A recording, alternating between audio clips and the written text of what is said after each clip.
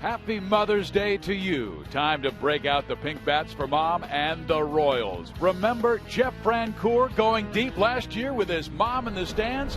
It could happen again today. KC needs another bolt from Billy and have Irvin work his magic against the Yanks. It comes your way next.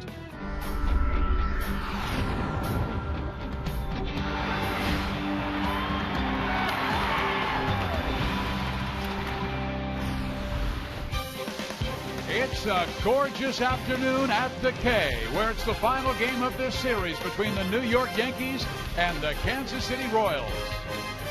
Hi, everybody. Steve Physiak, Rex Heldler with you, and happy Mother's Day to all the Royal moms out there. And we are hoping we can broadcast your way a Royals victory. That's right, moms. Hey, and for your special day, Major League Baseball and the players will all be wearing their pink wristbands, pink shoes, bats.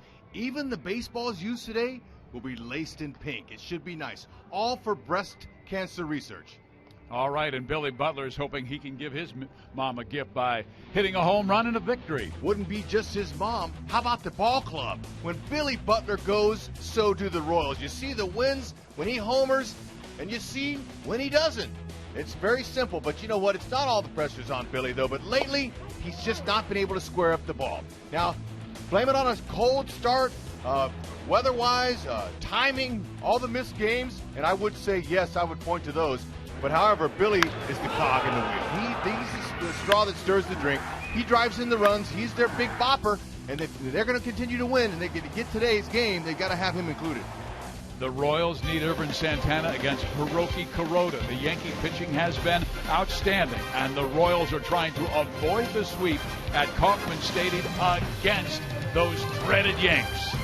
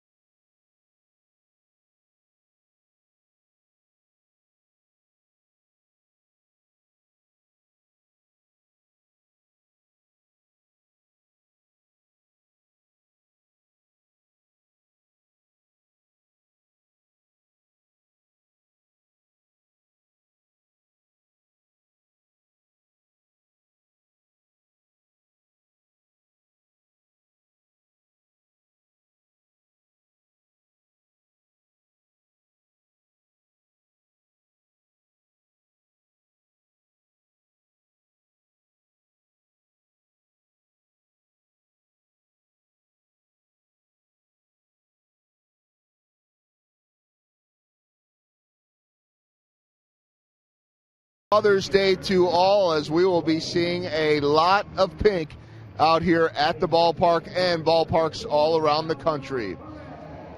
Joel Goldberg here in right field. You got to be wearing pink today. So got the wristband, and the players will be wearing these pink ribbons.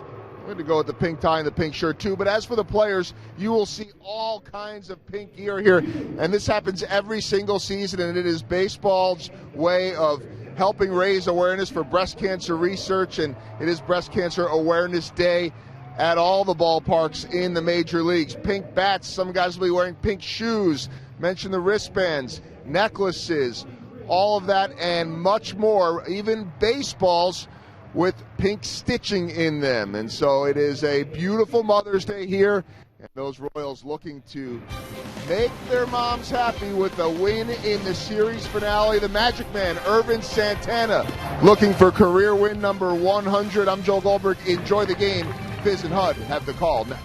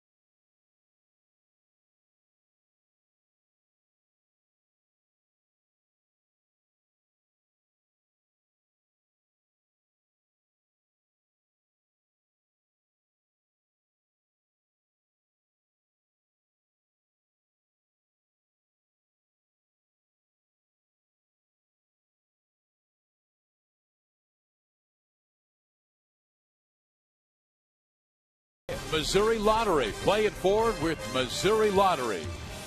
And by Chevrolet, your Kansas City Chevy dealers, the official vehicle of the Kansas City Royals. And by AT&T, the wireless receiver only from AT&T Uverse. Visit att.com/free. Your TV rethink possible. There's a look at those pink bats we will be using on the field by both the New York Yankees and the Kansas City Royals. And a reminder, this game is brought to you in high definition by Time Warner Cable, the official TV, internet, and home phone provider of the Kansas City Royals.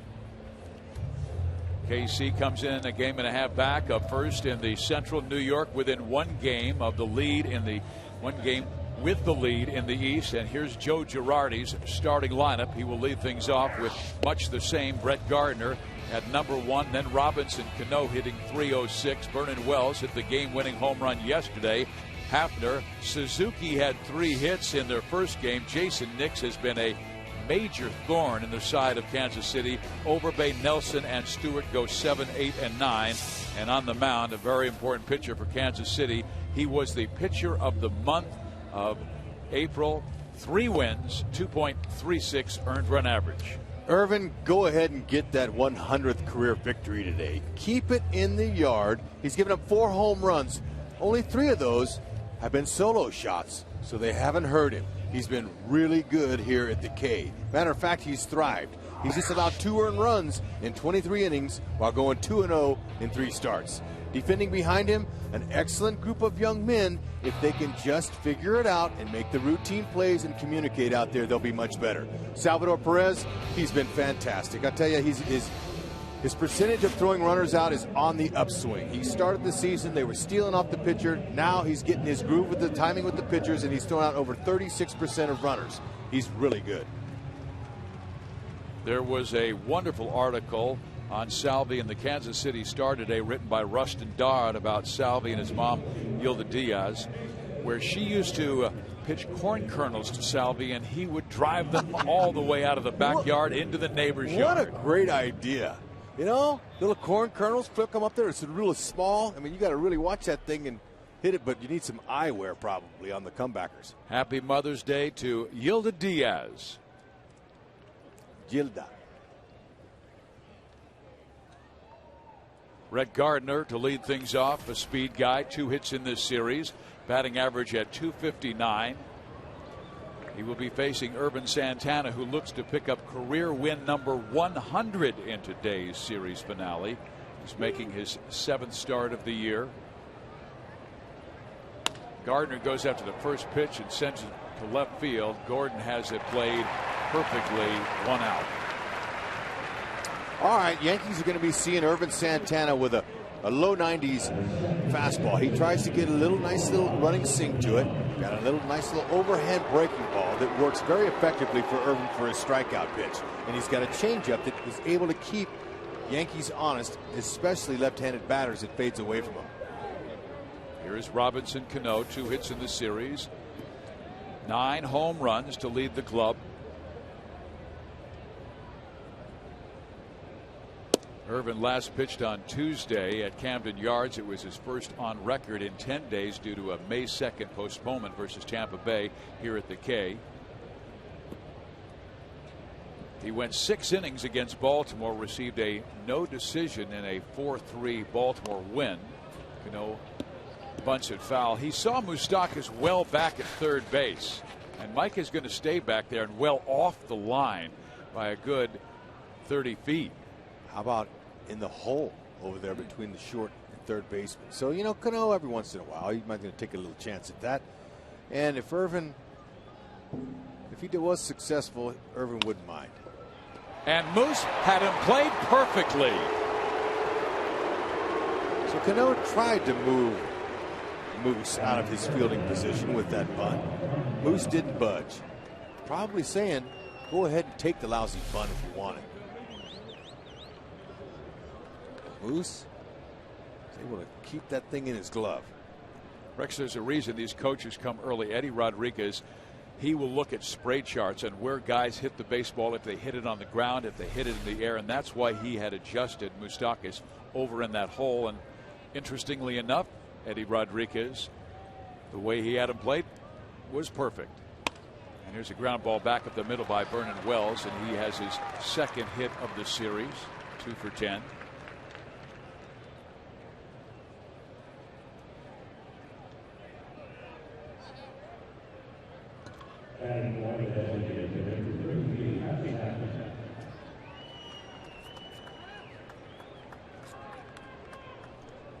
Irvin has had more success against right-handed batters, only giving up a .214 average with 3 homers. Lefties are hitting .264 with 1 home. Overall, .242 average against Irvin. It's not too bad. Well, the Orioles got to him early in that first inning. The O's struck for 3 runs and 4 hits in the first, snapping Santana's 13-inning scoreless stretch. But after that, he really bared down and pitched well, retiring 12 in a row and holding the Orioles scoreless through his 6th and final frame. But he did need to throw a lot of pitches, and it was a rainy evening in Baltimore. Royals with 3 defenders in the right side, and Elliott Johnson playing that rover position in shallow right.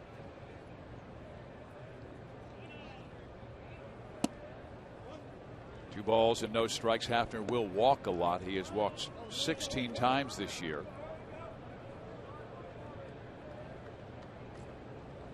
Got the heavy shift on the right side. Elliott Johnson playing a shallow right. It's important. Hosmer, Escobar know where Johnson is. Know where each other is, have an awareness, and communicate. One thing they haven't been able to do. Yesterday, Shields gave up a little check swing, and it went by him, and Johnson was so far deep that he couldn't come in and make the play, and Hosmer let Shields go ahead and field it.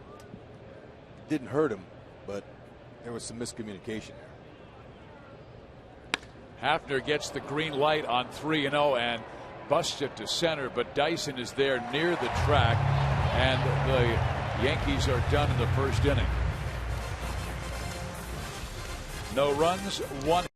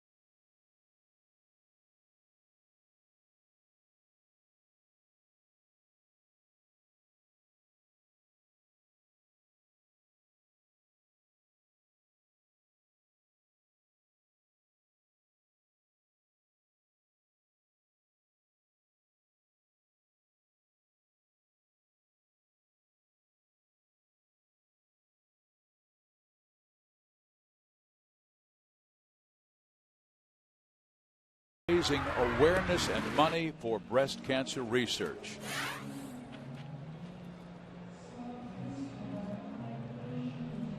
A lot of young men in that Royals dugout thinking about mom and their wives back home with the children. Here is Gerard Dyson. He is in the leadoff role today in place of Alcides Escobar, who struggled the last couple of games in that capacity after the Royals moved Alex Gordon from first to third. So Dyson will lead things off. Gordon remains in that 3 spot with Billy Butler cleaning things up. Hosmer, Perez have picked things up along with Mike Moustakas recently. And Jeff Francoeur, we told you he hit a home run on Mother's Day in Chicago last year. Elliott Johnson, meantime, will bat 9th. And on the hill, 38-year-old veteran Hiroki Kuroda. Kuroda's looking to help New York win a season-high 5th straight game. He's lasted 7 innings over his last 2 starts. He's been really good. And he's a master of deception. He's got a little delay in his delivery. He's going to come at the Royals with an 88 to 93 mile an hour sinking fastball. He's got a slider, a forkball, that's his out pitch, and a shuto pitch, which in Japanese means a hard running fastball in on the hands of righties. He's a strike thrower pretty much. It is his 6th year in the major leagues after 11 in Japan. He, like most of the Japanese pitchers, has that little hesitation before he brings it home. And he has had a strong start this year in his 7 games with a 2.3 earned run average. We expect a low-scoring game, but you never know. And here is Dyson down the line, and that looks like at least 2. Ichiro has an excellent arm, and Eddie Rodriguez will say, whoa, slow things down. He does with a leadoff double. All right, that's more like it for Dyson. Get in there and cause some action, get on base, and stir things up. I believe he could have had 3, but that's okay. It's early in the game. There's no need running into an out at first base. And if Eddie Rodriguez says don't go, you better not, or you better make it. Dyson had a good look, but when that ball's behind him, you see he hit second. He looked up and saw Eddie with the stop sign on. Steady as she goes. Let's see what Escobar can do his job, and the situation calls for him to bunt him to third base or push the ball to the right side. Because right now, the Royals are in a situation they want to do the fundamentals well. Execution, the little mistakes have hurt them in this week. And there's the bunt. Kuroda looks at third, goes to first, so Escobar didn't place it where he wanted to, but the result is just as good as Dyson takes third on the sacrifice. The sacrifice is all about moving the runner. If you're going to bunt for a base hit, maybe not good location, but he did the job.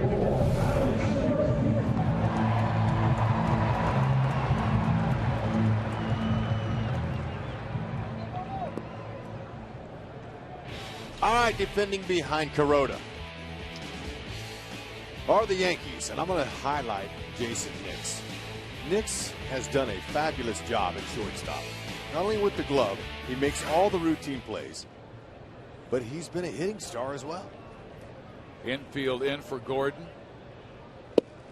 Alex leads the team in RBIs with 27, and if at first you don't succeed, you may not get to Kuroda. He has allowed at least one run in the first inning in 3 of his 7 starts this season. Gordon, 484, hitter with a runner in scoring position. Nails. Now he's behind 0-2. He went 0 for 4 with 3 strikeouts in last night's loss. I told you he usually will give up runs early. Gave up a run against Boston in the first, 3 in the first against Cleveland, 2 in the first against Toronto. Dyson at third. Foul back. Kuroda does have 33 strikeouts in 43 innings this year.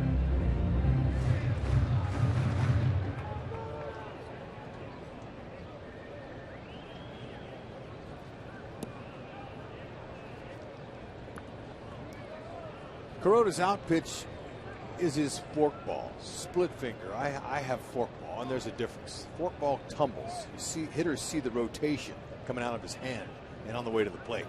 Split fingers, they design that as you move your fingers a little bit closer than a forkball, and it has more of a fastball look to it.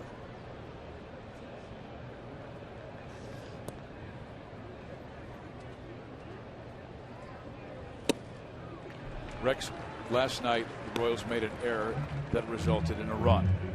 James Shields said he made a mistake on a 1-2 pitch to the number 9 hitter, hit him. This is one of those situations, runner on third, less than 2 out, where it's almost imperative, the way the Royals have struggled offensively, to somehow get Dyson home. Yeah, I agree. And it looks like he will. With a long fly ball to right center field. Gardner will make the catch. Dyson comes trotting home. Job well done for Alex Gordon. Making Mom proud in Lincoln, Nebraska.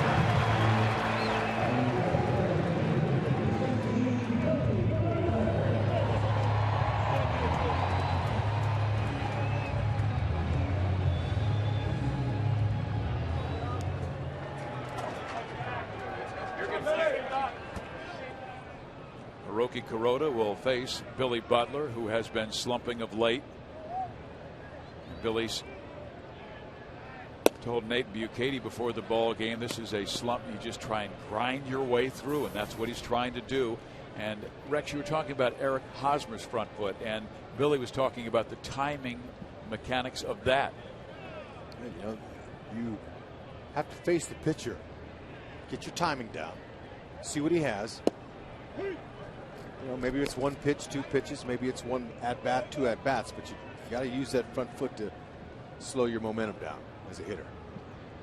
Well, he hit one 414 feet yesterday off Andy Pettit for a home run. He pops this one up right side, a long run for Suzuki, and he will not get there. So Billy with another chance and a 1-2 count.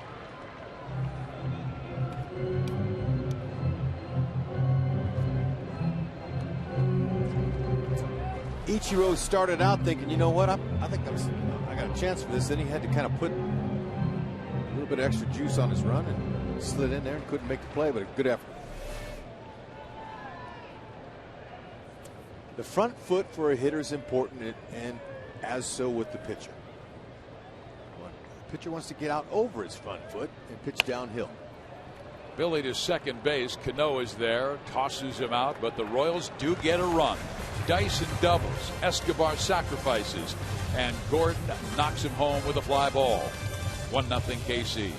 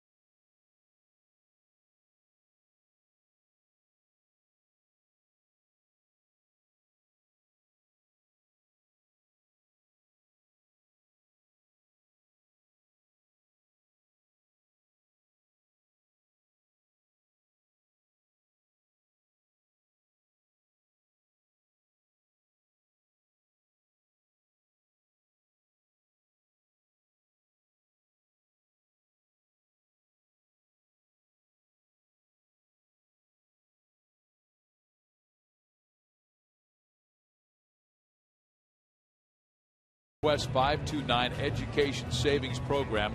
Members receive a gray batting practice jersey, Royals hat, blue wristbands, ticket vouchers, priority access for the Sunday Fun Run, and much more.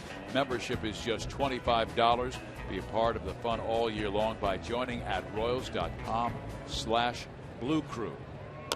You're reserving Santana, and that ball will roll fair, and they just do get Ichiro Suzuki as Santana took a chance on the speedy Ichiro. You have to. A lot of guys are going to wait and let that ball roll foul, and Irvin said, are you kidding me? I'm going to conserve my pitch count. I'm going to pick it up and throw him out. Short, quick throwing motion. Perfect play right there. Now, if he lets it roll and it doesn't go foul, he's in more trouble. But I like his decision there. Saved his pitch count and got him out. Just barely. By an eyelash. Beautiful play by Irvin. Helping himself. Great camera work as well by our guys. And in the tape room with that super slow-mo. And here is Jason Nix, who has been incredible in this series with 4 hits, 3 walks, a couple of doubles.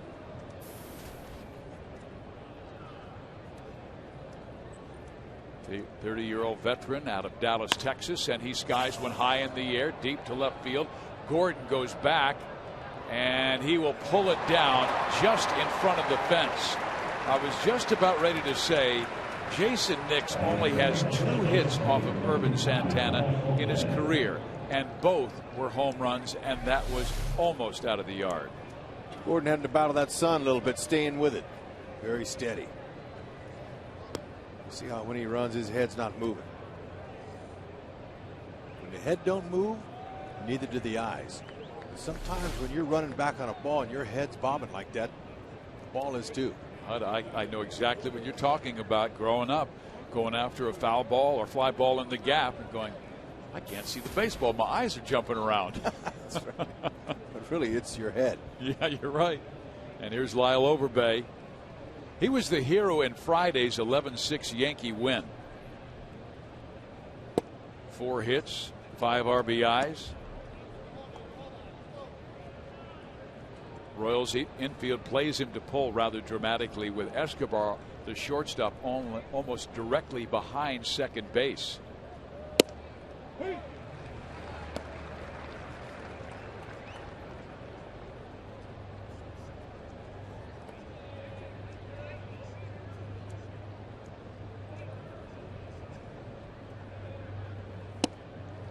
Told you about Santana getting roughed up in the first inning against Baltimore, but he's been consistently solid as the game progresses. Each time he's gone to the hill. He allowed 3 runs in the first on Tuesday and has permitted 7 runs, 6 earned in the opening frame over his last 5 starts. The Bonets batting .481, but in the remaining 32 innings in those starts, he has yielded just 1 run for a 0.28 earned run average. Keep it up, Urban.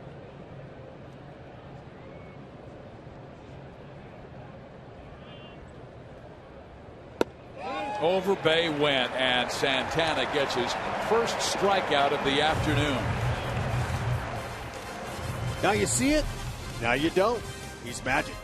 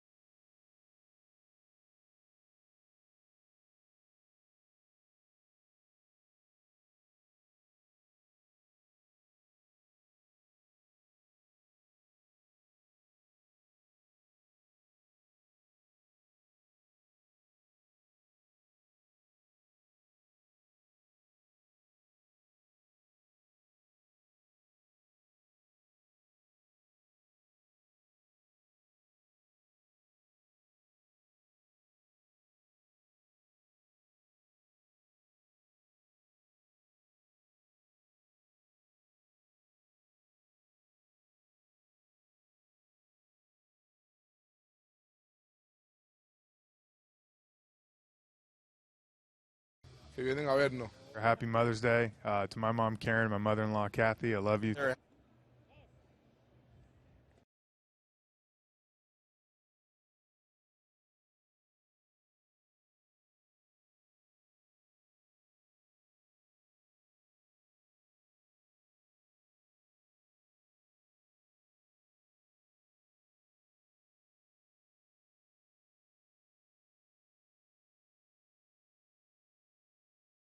Wife Jenny. Everyone back home in Miami, Florida, to say hello and happy Mother's Day. Feliz Día de las Madres para todas las madres que vienen a vernos. Happy Mother's Day to my mom Karen and my mother-in-law Kathy. I love you. Happy Mother's Day, especially to my mom. I love you very much. Happy Mother's Day to Betty, Stacy, Annie, Jennifer, our moms and wives. And here is Eric Hosmer.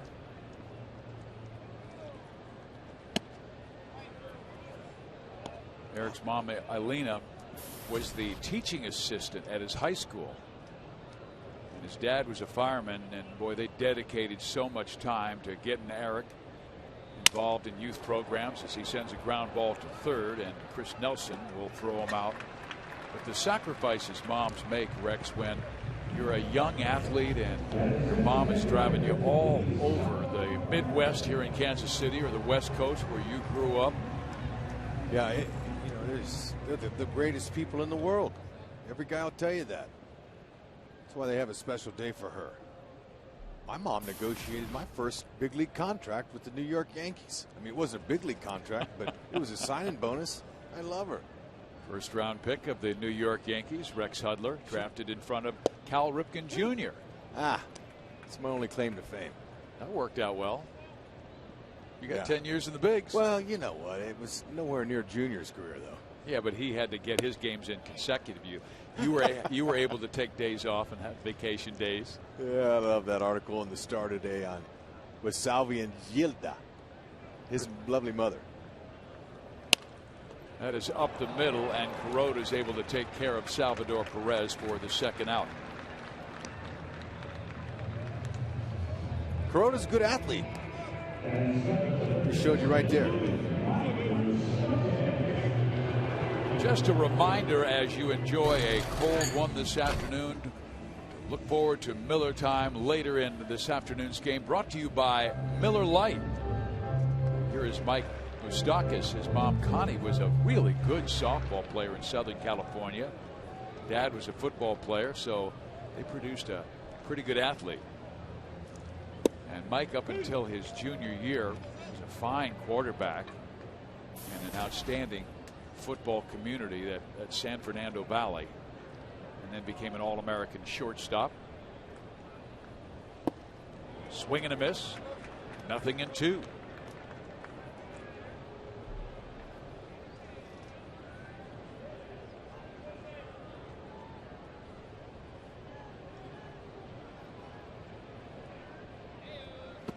And Mike goes down swinging.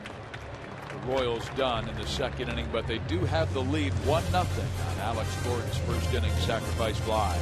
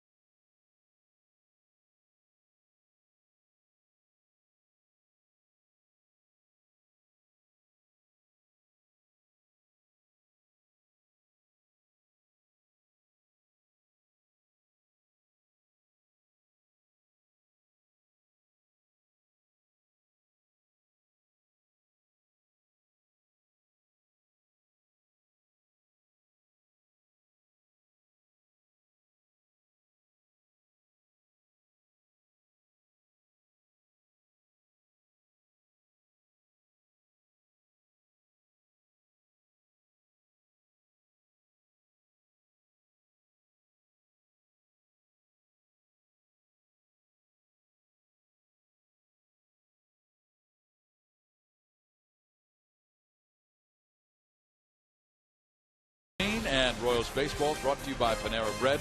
Try pasta the Panera way. Live consciously, eat deliciously. And by Ford. See the new F-150 at your Midwest Ford dealer today. Steve Biziak, Rex Hudler. We are joined by Mary's son, Jeff Montgomery, in the booth. And I love your pink tie. Well, thank you. Fantastic. And wanted to ask you about Urban Santana. What you have seen differently from years past to this season? Well, it seems to me as he's got the ability to now go out and really focus and concentrate on those first pitches of the bats. Before, I think he got himself in trouble a lot of times by get-me-over pitches.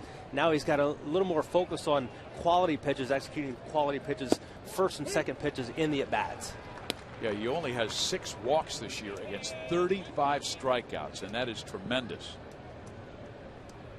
Just 1 over his last 3 starts, covering 20 innings. He has a 2-1 count on Chris Nelson, who has 3 hits and 9 at-bats in this series, and that one's fouled back. So let's see if we get that good slider, because as Rex and I were talking about during spring training, the coaches were saying the guy that's wowing us is Santana. His slider looks as sharp as it was during his 17-win season. Well, I think a lot of his issues with the slider was he was using that kind of the get-me-over slider, not the real tight finish, the one that finishes off the plate. He's kind of rolling that slider up there, first pitch, second pitch in the at-bats. And as we know, he led the American League in home runs allowed last year. A lot of that was because of those get-me-over pitches he's throwing early in counts. Rex, what's it like facing a slider from a right-handed pitcher? Well, one that goes down is a lot harder to hit up, match up. The ones that are flatter stay in the plane longer. I can make some better contact with it.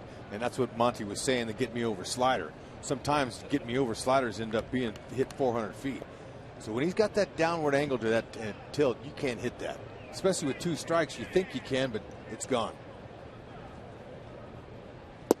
He goes with the I'm going to strike you out slider. That one had to finish.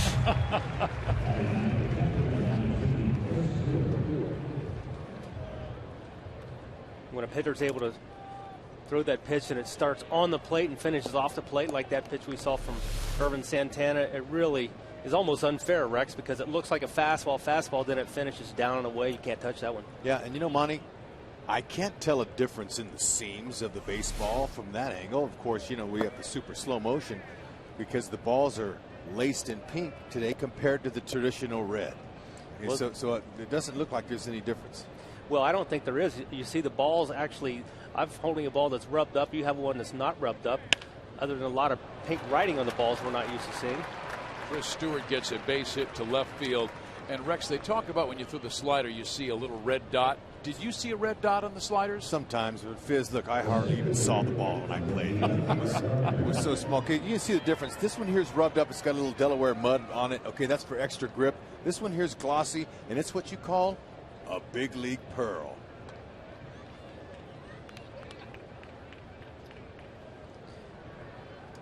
One on, one out. Top of the 3rd inning. Royals leading 1-0 on a Dyson double, a ground out, and then Gordon sacrifice fly. Was a Escobar sacrifice who did get Dyson to 3rd. And now Brett Gardner flied out to left field his first time up. Santana's pitch efficiency has been excellent. Only 27 pitches thrown and 2 1/3.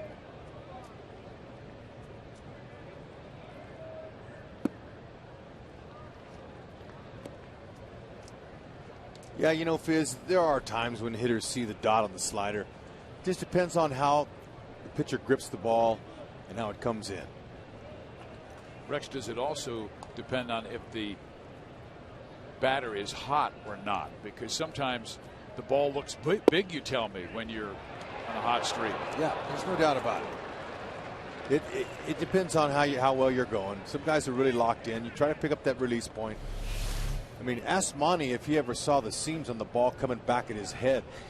Well, you know, a lot of times hitters that say when they're really on a hot streak, they say, I'm seeing the ball really well. And I don't know that means they can see the laces on a baseball, but at least they're seeing the ball out of the pitcher's hand well. And I think as a pitcher, you know, you're not really trying to disguise that, but your natural deception is obviously a key. Talking about the spin on the slider, I think one thing that's I think critical for a pitcher when you do release that pitch, it doesn't just spin, it has to have finish.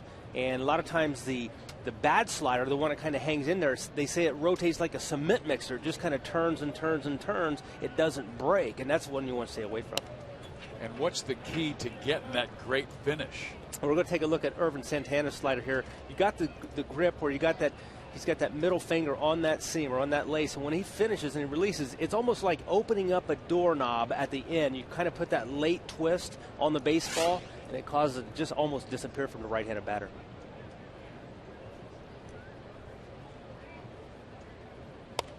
Is this an advantage? Ervin's 6'2", but has very long fingers, and he really believes that the ball will stay on the tips of his fingers maybe and get an extra rotation towards home plate. Well, he uses his size to his advantage, not just his height, because he's able to get that downhill, that release, but he's also able to use the length of his hands to his advantage, because the farther out on your fingertips you can grip the baseball, the more life and the more whip you get on it. Line drive to Elliott Johnson. Diving back is Chris Stewart, but the Royals get the second out. I remember, Monty, Sports Illustrated did an article with Pedro Martinez, who's 5'11", but they said he had the hands of a man 6'3", and also double jointed fingers at the end, where he would whip the baseball and get the extra spin and also get extra action on his changeup. Right, creating that spin, and it's almost like a slingshot where you're able to get that extra life. You know, if you have flexible hands, flexible body, and those arms, those long arms, those can be a big advantage too. Here is Robinson Cano, lined out to third his first time up, when Eddie Rodriguez, the Royals defensive coach and third base coach, moved Mike Moustakas into a perfect territory. There is a shot to right, and Robinson Cano says so long to Ervin Santana. New York in front 2-1.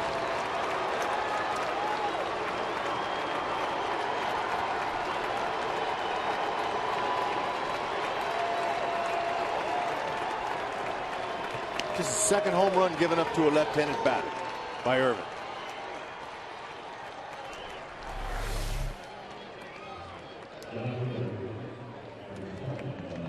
That almost looked like the get-me-over slider. Yeah, that could have actually been a changeup. Looking at the velocity and didn't have a lot of downward movement on it. That could have been a changeup. A lot of times a righty's going to throw a changeup to a left-handed batter instead of the slider. Monty, when a pitcher's gripping the ball, does it matter where he holds it as it compared to the label, like Major League Baseball? Do you hold it the same way, or since the ball has horseshoes all over it, does it matter where you hold it? It really doesn't matter, no. Rex. Vernon Wells deep to left. Oh, man. And all of a sudden, Santana giving up a lot of power to New York, and the Yankees go in front 3-1.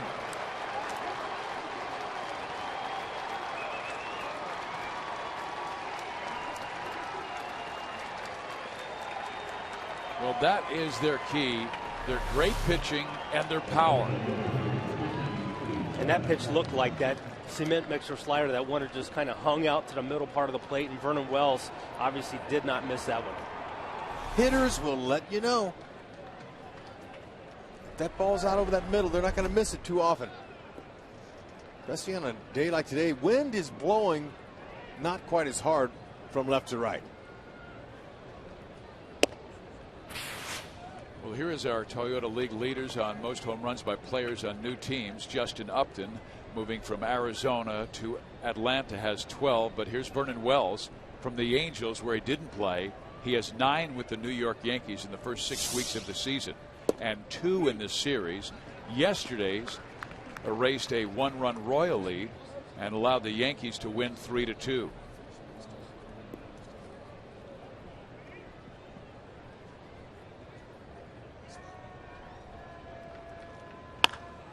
Line drive, foul ball.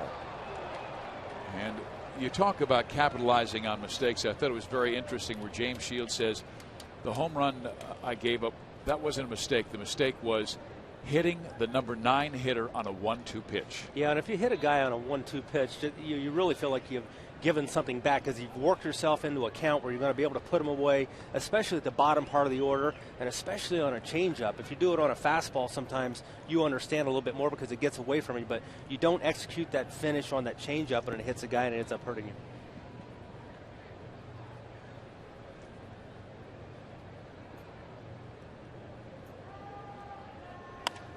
Hey, Monty, finish answering my question. When you look at the ball before you grip it, do you look for the label, or is there a certain spot that you go on? Does it matter? I always would look for the label. I'd always get it exactly in the same place. So I'd always have that label facing me when I was taking my grip, whether it was a fastball, curveball, changeup, or slider.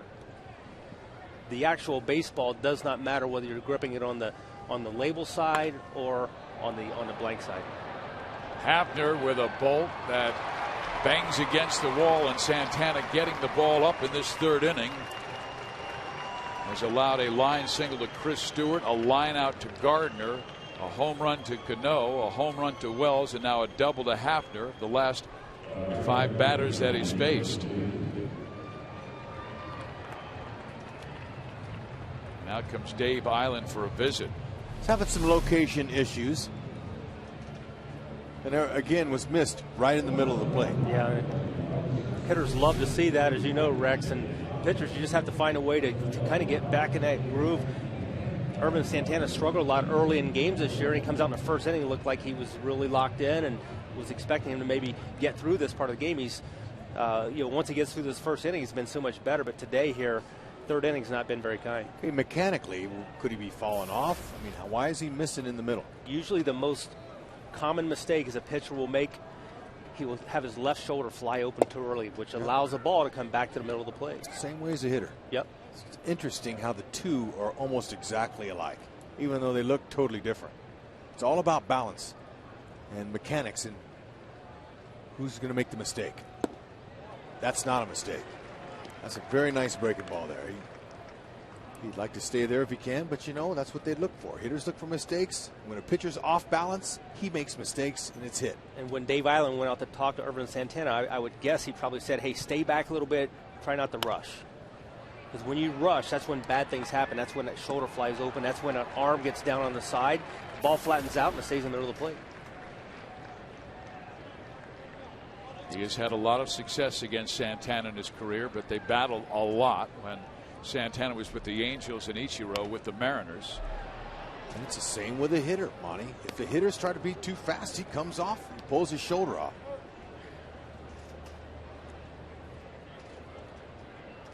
We take a look at the pitch that Robinson Cano hits, and you see his shoulder. Sometimes his lead shoulder flies open. So you see his letters way too early, and it allows sometimes that arm to maybe drop down, and it gets on the side and allows that ball just to hang out there. And the hitter sees it longer. Right, because what happens is you essentially open up too early, and it exposes the baseball to the hitter, and that arm slot is picked up much earlier than a pitcher who has it behind him, and it creates that level of deception.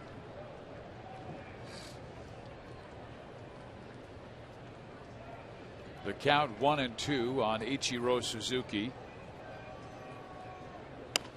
And again, he will knock it out of play. And I remember when he was a young prospect and the top prospect in the Angels system, he had a little bit of a head jerk that allowed that front shoulder to open. And Zeke Zimmerman, Mike Butcher, who's the pitching coach now for the Angels, and Howie Gershberg worked with him in the minors to try and eliminate that head jerk. Yeah, you want to be smooth. You want to be straight onto the plate. That's where you really want to be ideally.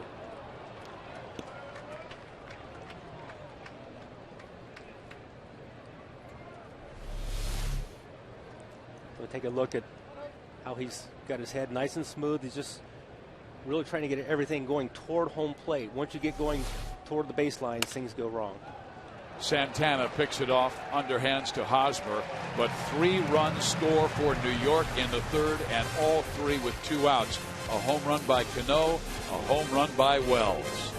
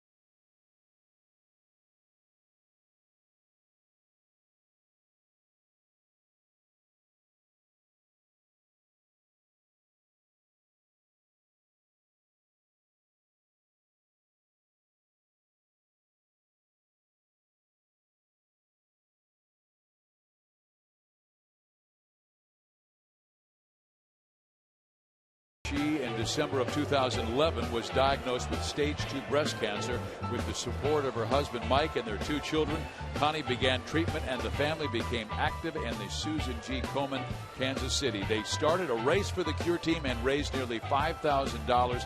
Connie's last chemotherapy treatment was just 2 months ago, and she is thrilled to be able to be sitting in Buck's seat today. Way to go, Connie. Here is Jeff Francoeur. And Jeff wearing the pink sleeves, the pink shoes. He's all dressed out for his mom, his wife, his mother-in-law. And he got it going in Chicago last year on Mother's Day when he banged one out deep into the left field seats. Would love to see him do that this afternoon. Fouled back.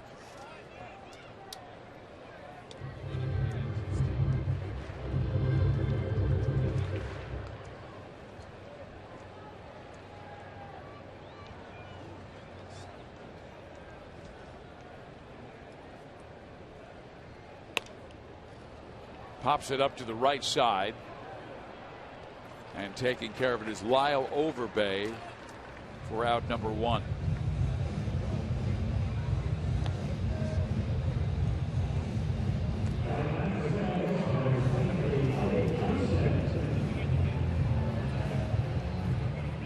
Elliott Johnson seeing more and more playing time. For a while they had a little rotation going between Johnson and Chris Getz, with Miguel Tejada sprinkled in occasionally.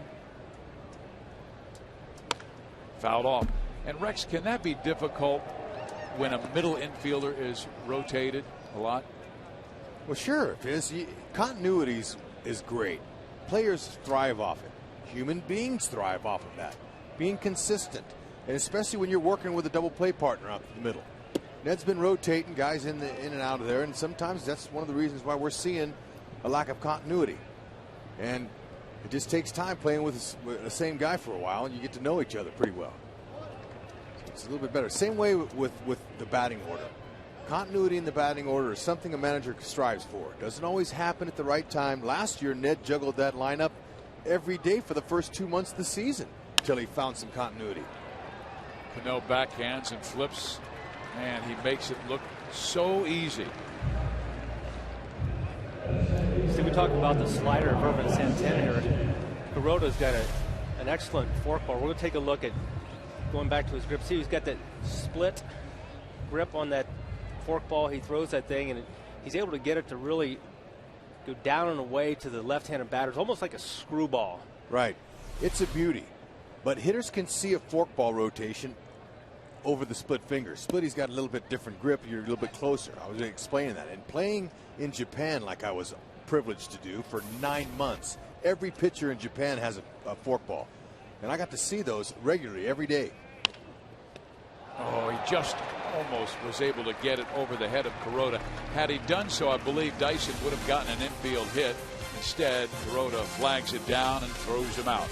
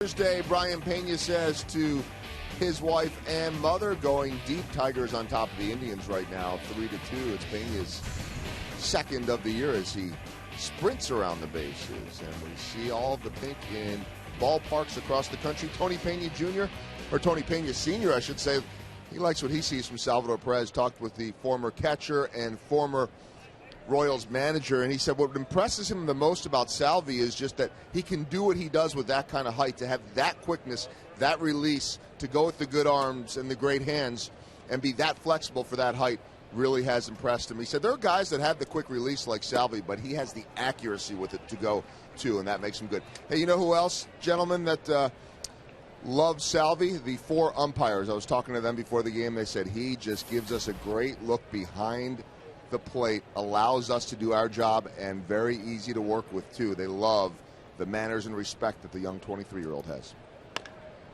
Ground ball third, Moustakas knows Nix runs pretty well. High throw! And that's the 7th error for Moustakas this year.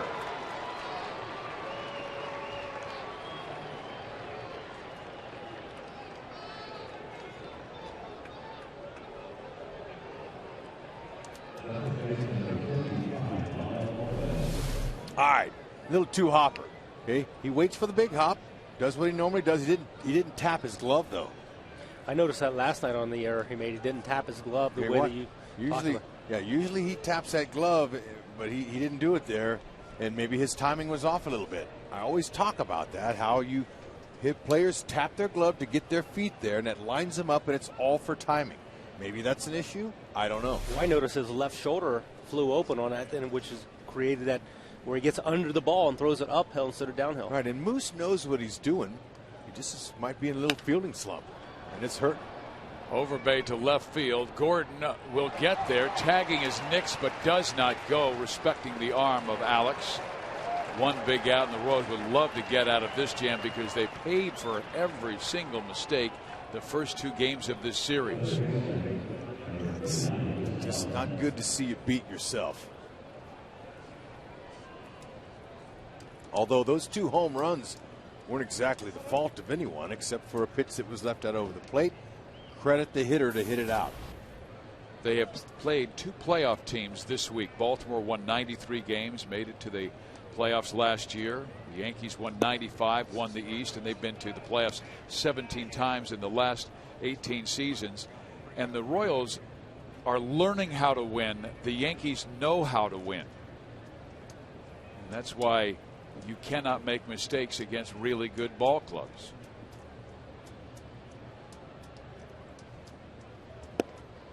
Good pitch to Chris Nelson. All right, let's check out Moose's play last night. He had the ball in plenty of time. He spun around.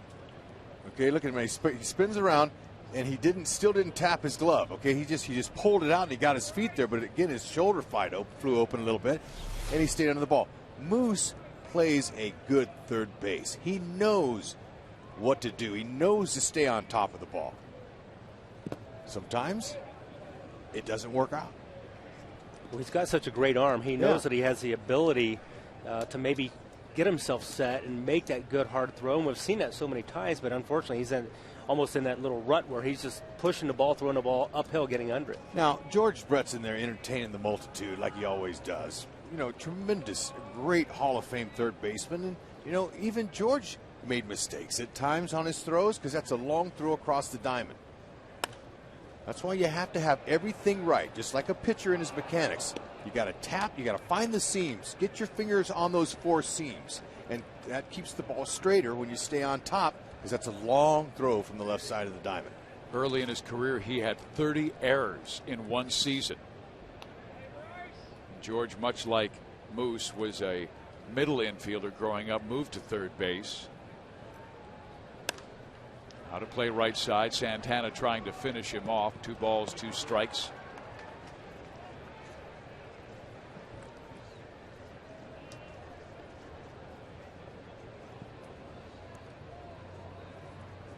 Nelson had a key hit on Friday and drove in 2 runs. Former first-round pick out of Decatur, Georgia, by the Colorado Rockies. Center field. Dyson with the dive and catch. They've got a chance for 2, and they got it done. Nice play by Dice.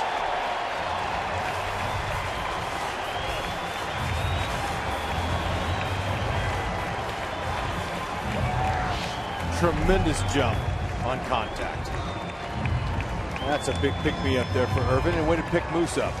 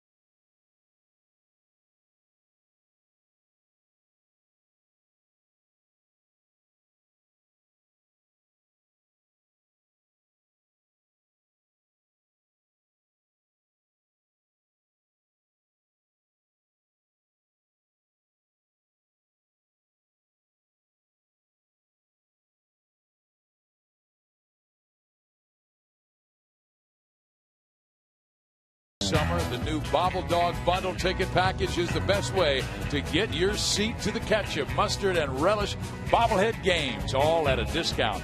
The package starts at just $33, so get your bundle today at Royals.com/hotdogderby or call 1-800-6-ROYALS. Like that music. Gerard Dyson, what a catch at center field. Help out Mike Moustakas, still smiling about it. Now let's see if the Royals can get some offense going against Mr. Kuroda.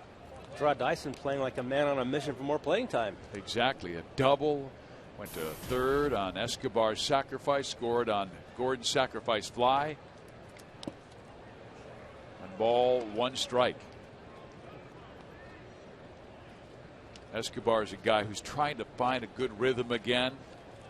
Just 3 hits in his last 26 at bats.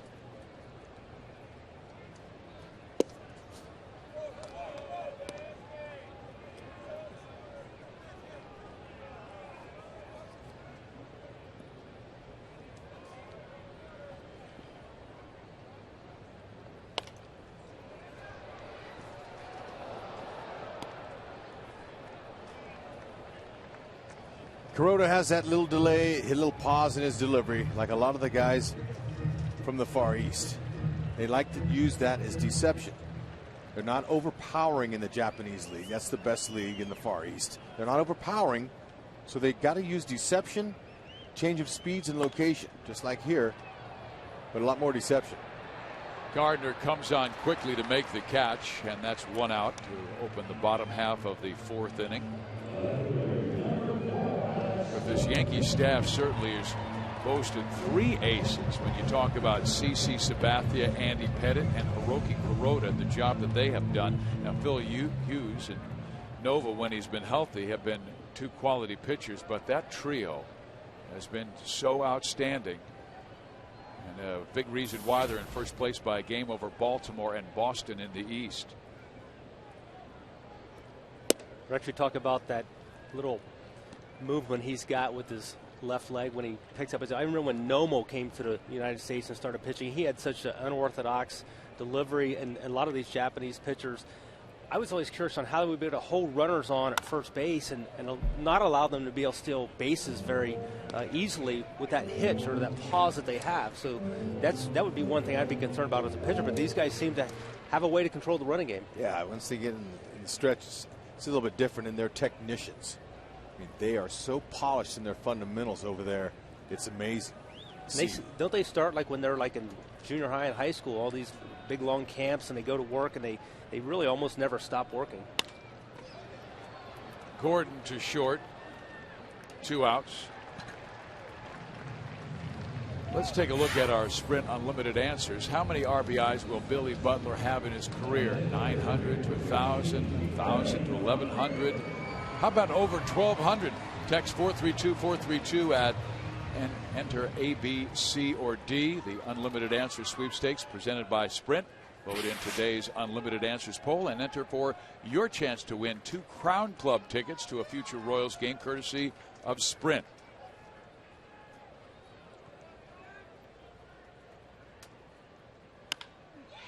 Billy in the hole, but Nelson cuts it off, and it is a quick and easy inning for Hiroki Kuroda.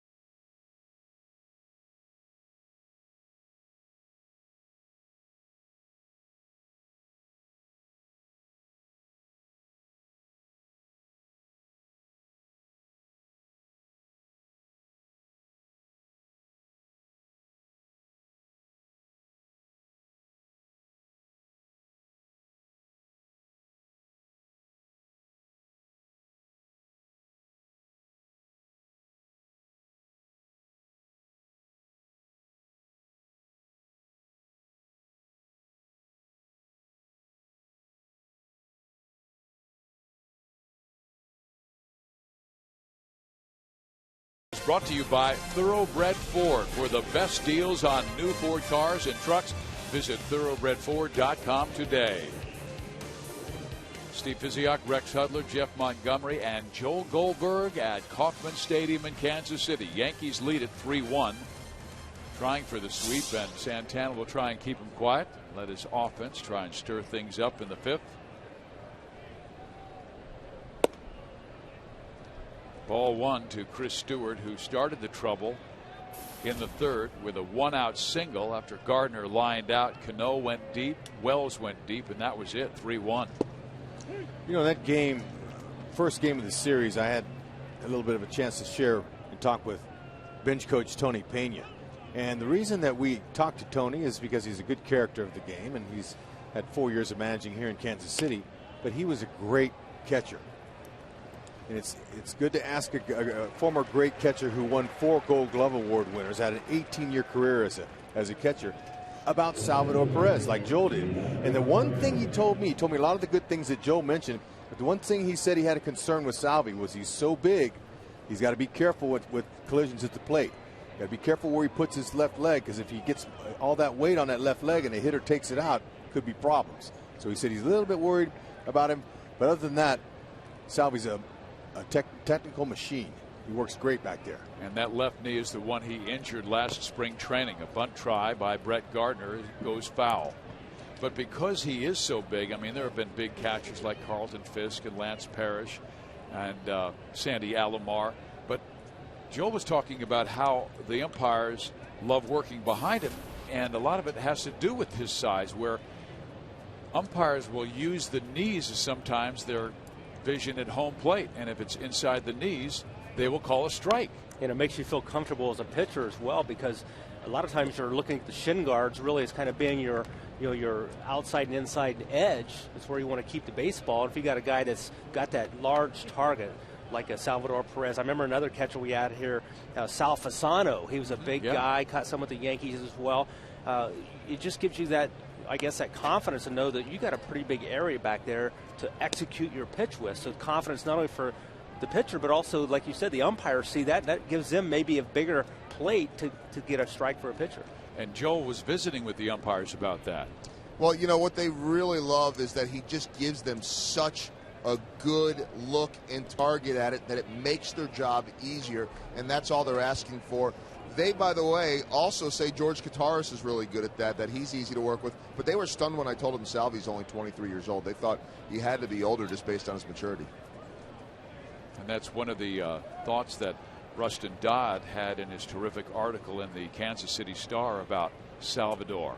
Almost a sage at a young age, understanding pitching situations. And Jason Kendall was saying the same thing. He goes, he is a sponge. And we talk every single day during these home games where Jason Kendall, who everybody believes is one of the smartest catchers in the game when he was healthy, obviously, but he said it takes such a long time and a great deal of experience to understand the way a pitcher is working, how a hitter's feet are placed. And he said he and Salvador will have that conversation constantly.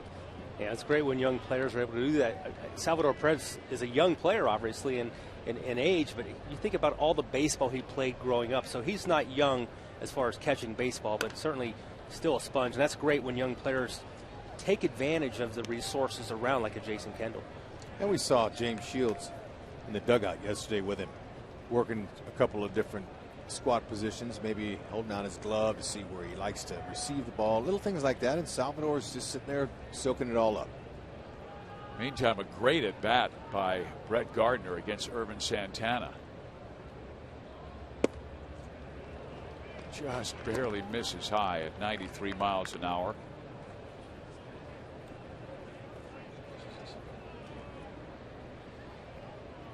The 9th pitch in this at bat coming.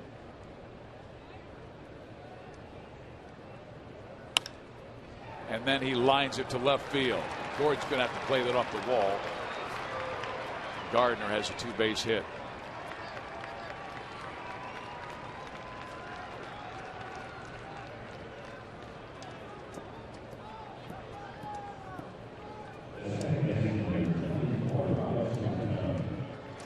So how will Irvin Santana deal with Robinson Cano with the Royals currently down by 2 runs? He could make sure he doesn't give him anything too good to hit, set up a double play for a right-handed batter like Vernon Wells.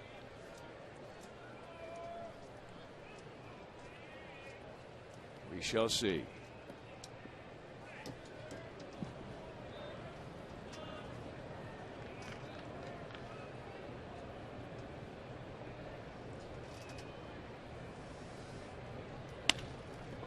Moustakas knocks it down, throws him out.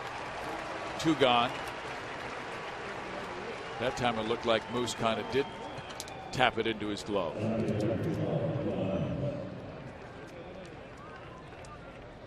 Sure, the infielders look for rhythm just like guys do at the plate and guys do on the mound. You got to have that routine and get that rhythm, and just hopeful that Mike Moustakas will keep this thing going and get things squared away for him. Wells single up the middle his first time up, homered in his last at bat.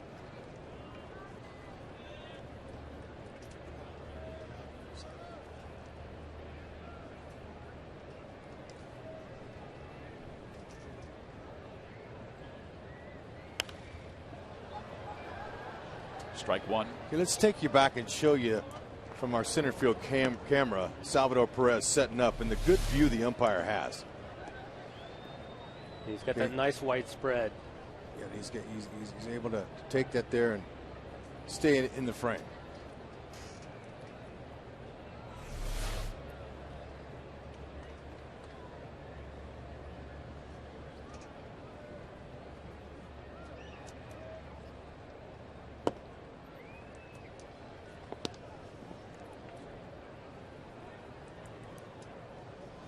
Wells has raised his batting average to .292. He only hit .230 last year. And he was really sometimes the 4th outfielder for the Angels. Another one that misses low, 2-1.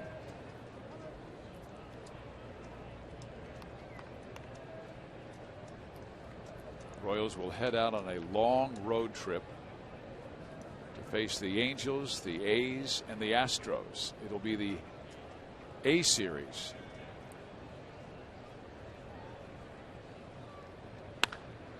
Down the line and past Moustakas. It's 4-1 New York.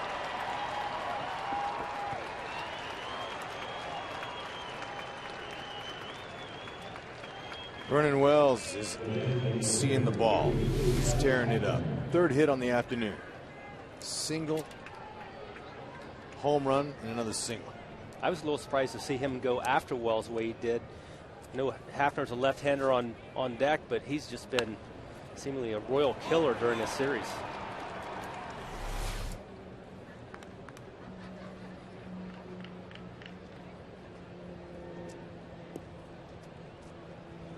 He has only 4 hits in the series, but 3 of them have been incredibly productive.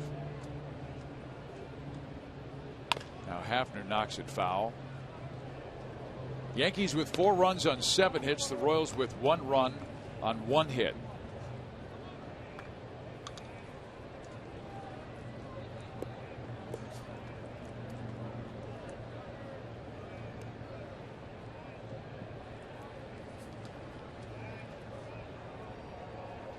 Urban's got to be able to keep this game close.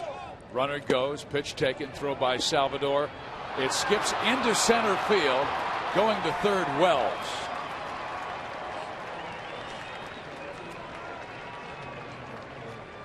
An error also will be charged to Perez. So the Royals now with 27 errors this year. Kansas City has made 10 more errors than the New York Yankees.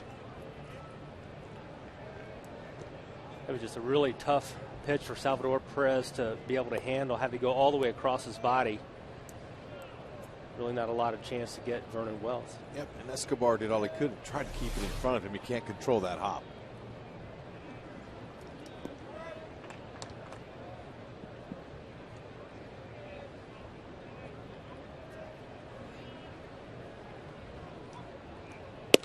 It continues to be a remarkable story what New York has done, losing Rodriguez, Jeter, Teixeira, Granderson, Pineda, Cervelli, Nova.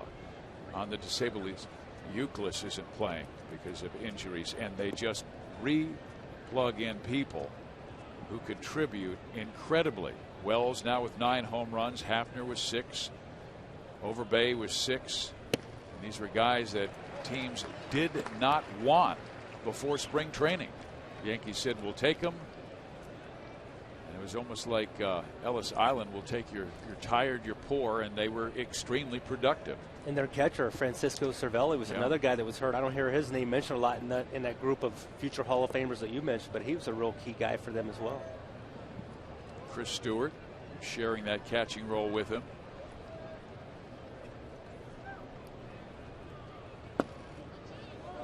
Joe Girardi said it has been an absolute joy to manage this team. But he said there are expectations when you walk into the Yankee clubhouse, and that is what Kansas City's trying to get back to. There were expectations in Kansas City in the late 70s and the 80s and early 90s. But you have to break through. Baltimore was able to break through last year. Tampa Bay was able to break through.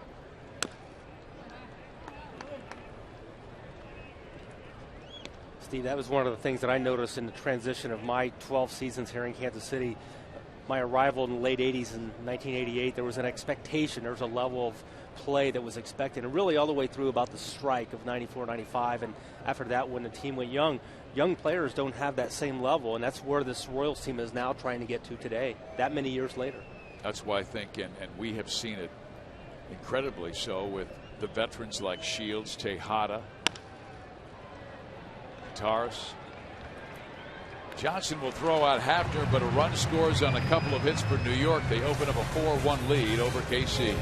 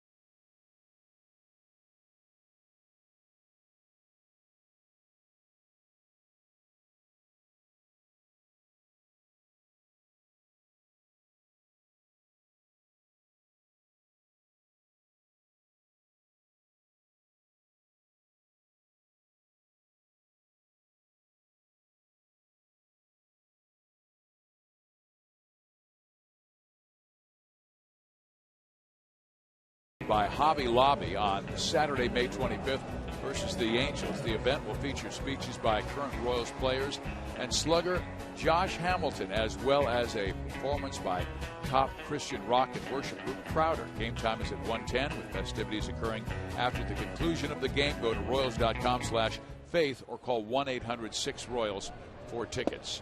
Eric Hosmer will lead things off. Roki Kuroda has been, as advertised, exceptional.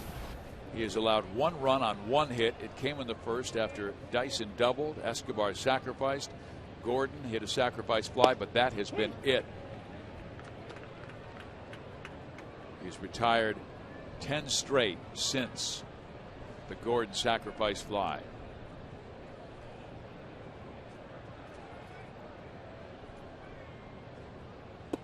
You know, a lot's talked about their game over in Japan and how disciplined they are, and they're really taught self-control from early stages, even, you know, from their moms and their dads. Kuroda, he likes to talk about his mom, Yasuko. She was a teacher and was a strict disciplinarian. And she said that as a boy, if he disobeyed, or he said if he disobeyed his mother, she would throw him out of the house at night naked. I don't know if I'm for that. Well, you know, he laughed and there said, are things called neighbors. Well, at least it was at nighttime. It wasn't in the day. But Haas will take that walk. First walk by Kuroda on the afternoon. Time for our AT&T trivia question. Who is the youngest Royal to ever reach the 500 RBI plateau? We will give you the answer later in the game. There have been some really good ones in the past. Of course, everybody always points to George Brett. There have been players like Mike Sweeney and Carlos Beltran. George, remember when he came up from AAA, and Rex, he only hit like 280 in the minor leagues, but over 300 in the bigs. Here's Salvador Perez with a man on.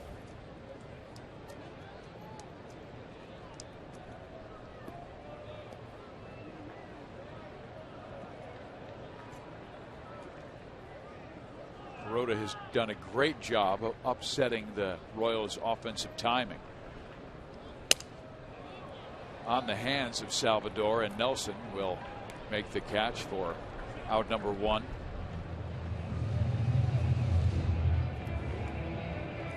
Royals really have struggled offensively of late. Certainly they face good teams, but if you want to be a good team, you've got to beat the good teams. But they only scored one run in last Sunday's loss to the Chicago White Sox. Then 3 on Tuesday in Baltimore. 3 again against Baltimore in a loss. 2 against the Yankees last night. And only 1 run on 1 hit today.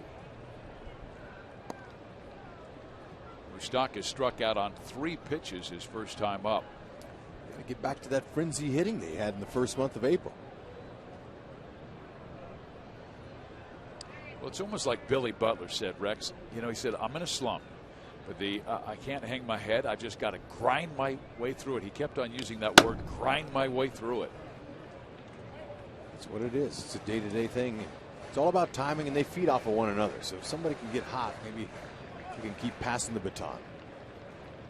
It's like you always talk about when a team is going bad, you say nobody is sending you get well cards. No sympathy cards.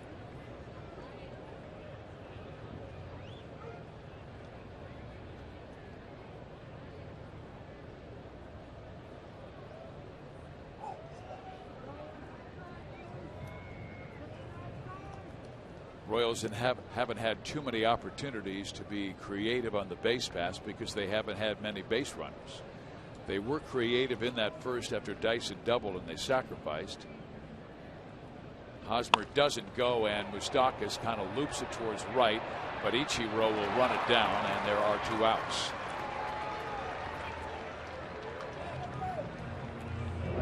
Well, our AT&T Hubers Rewind is a flashback to last Mother's Day when the Royals beat the Chicago White Sox 9-1, and Jeff Francoeur hit a home run with his mom in the stands.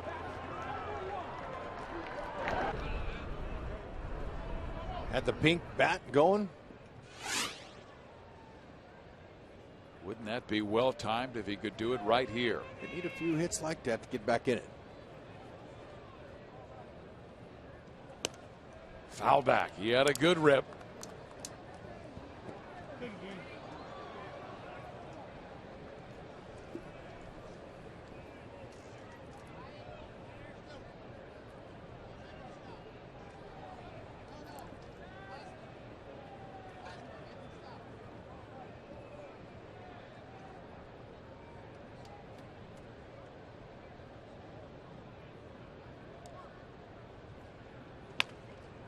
Pulls it too short. Nix has it. Quick toss. Barely. Oh, he's safe. It was a looping throw by Jason Nix, and Jeff Francoeur was hustling out of the box and just is able to beat it for an infield hit. The ball wasn't hit hard. Hitters know that, so you're going to be digging. Never know about the throw. It looked like Nix throwing off balance, just got up underneath it, didn't get on top enough to get it there in time. See how he hit the front part of the base? Young base runners, look at that. It's the front part of the base. That gets you there quicker.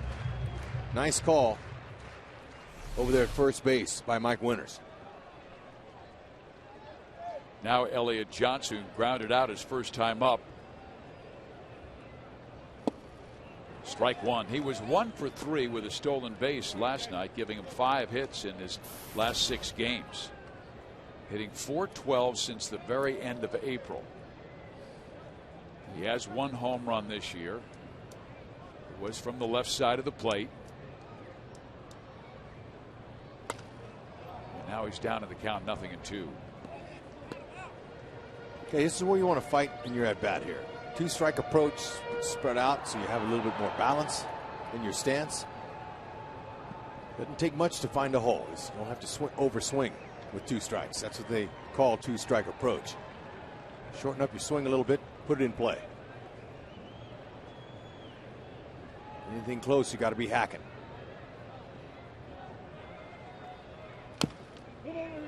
And that was close.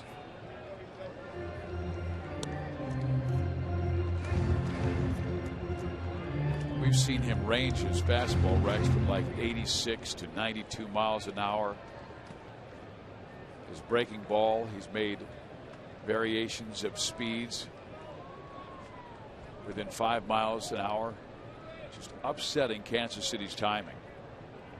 2 on, tying run at the plate.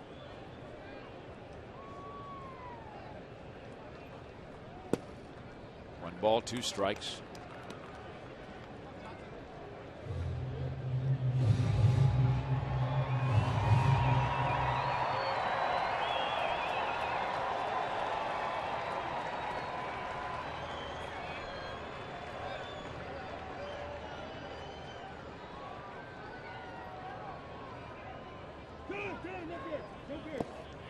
And Johnson just could not hold his concentration that long as Kuroda kept on staring back at Hosmer, who's dancing off the bag at second base.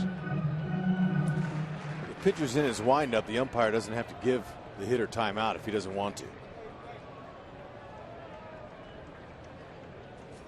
So when you're a hitter and you're stepping out of the box calling time, that's not advisable. If he doesn't give it to you, he can strike you out without even being in the batter's box.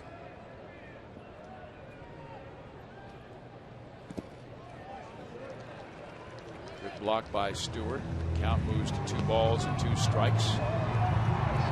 This is the pitch he wants to make. He does not want Francoeur and Hosmer off to the races where Johnson could gap one and score both runners.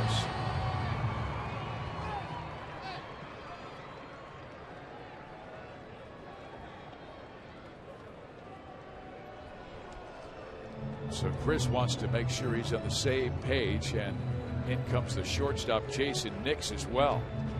The count has gone 2 balls and 2 strikes to Elliott Johnson, who at one time was 0-2.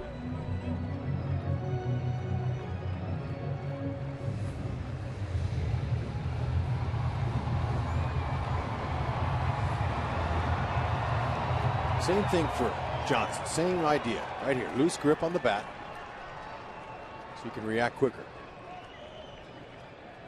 Keep the train rolling.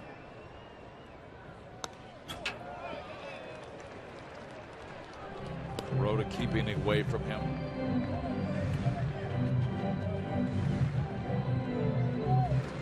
Hiroki with 103 wins in Japan. He has some very strong seasons with the Los Angeles Dodgers and has actually gotten better when he came to the American League with the DH and won 16 games last year with the Yankees in his first season.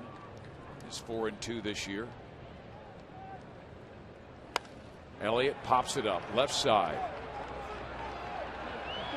Vernon Wells calls off Jason Nix, and the Royals are down in the 5th inning.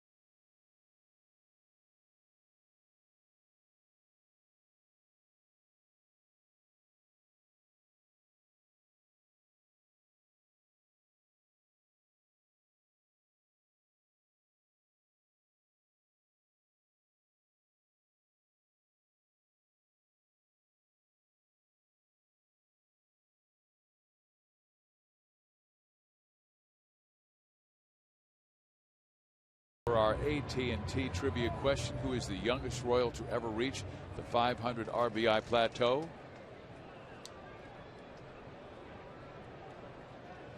Mike, I'll go with Mike Sweeney. Is that before Billy Butler? I don't know. Billy's awfully young for 500. I'm going to go with Billy. I mean, if he's part of the equation, yeah, Billy Butler, 27 and 23. Because when Billy came up, he was 21, and I remember you and I were broadcasting with the Angels, and every time that guy stepped to the plate, we were going, man, this is the guy they got to worry about. And he was knocking in so many runs then. He beat George Brett by 1 day. Well, we had all the candidates in there, Butler, Brett, and Beltran. We also mentioned Mike Sweeney as well. We were having that discussion earlier.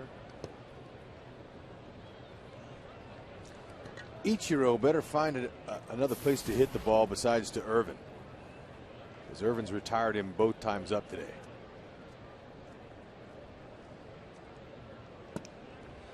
Well, didn't hit one back to him, didn't hit one at all, and he strikes out. And for Irvin Santana, that is his 3rd K this afternoon.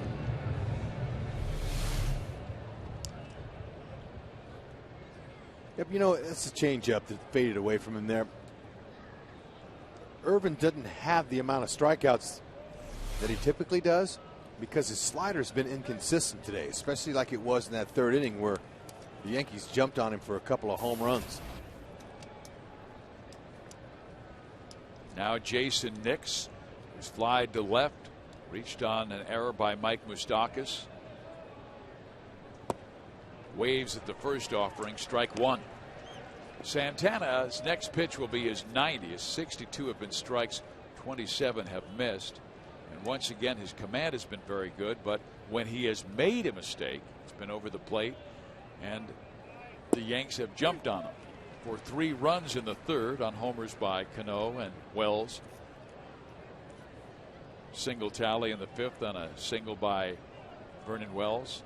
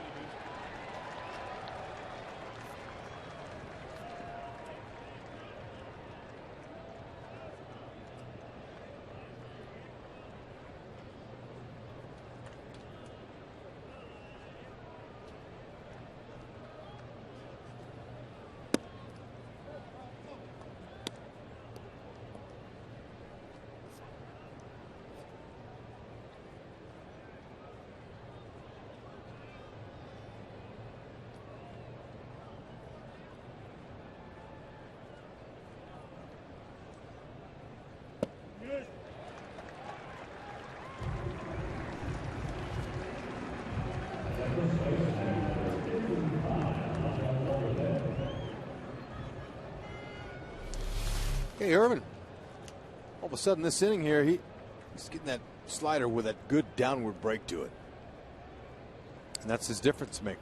If he's consistent with that, he's the magic that we're used to seeing, especially here at the K, where he had just allowed 2 earned runs coming into this game in 23 innings.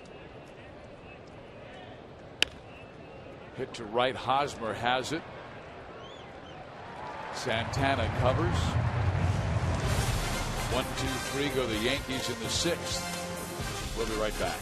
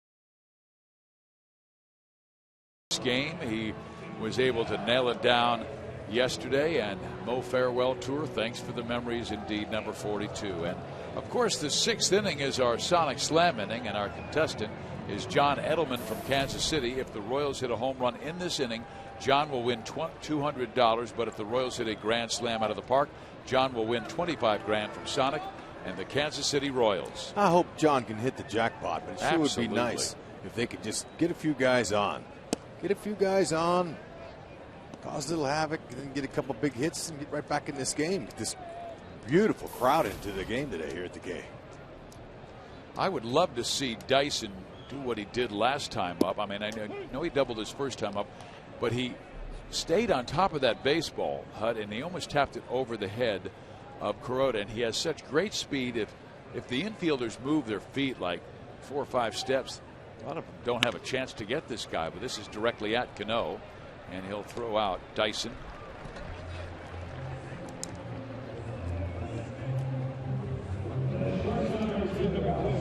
The Royals had a tribute for Mariano Rivera, and there's Dayton Moore on the left and George Brett. Rivera, the greatest closer of all time, and he was able to nail down yet another save last night in a 3-2 Yankee triumph. 622nd save in his incredible career. Bo knows his history. He knew he was standing next to the best third baseman the game ever saw. And Mike Schmidt even said that when we were in Philadelphia about George. You know, they handed him a nice little check, Mariano, for his church that his wife pastors back home. And, you know, he's used to getting farewell gifts, you know, in different ballparks. And that was the Royals' gift to him. And that's the way he wanted it. Nice little donation to the church. Rex, I'm looking down at my scorecard, and I think the Royals have only had one well-hit ball, and that was by Dyson, well placed down the right field line. Kuroda has completely baffled them with his pitching. He's been good. 38 years young, out of Osaka, Japan. Gordon probably hit the best ball to right center field, and the result was a sacrifice fly. Dyson's was perfectly placed down the right field line, but we've seen a lot of weak ground outs, a lot of pop-ups.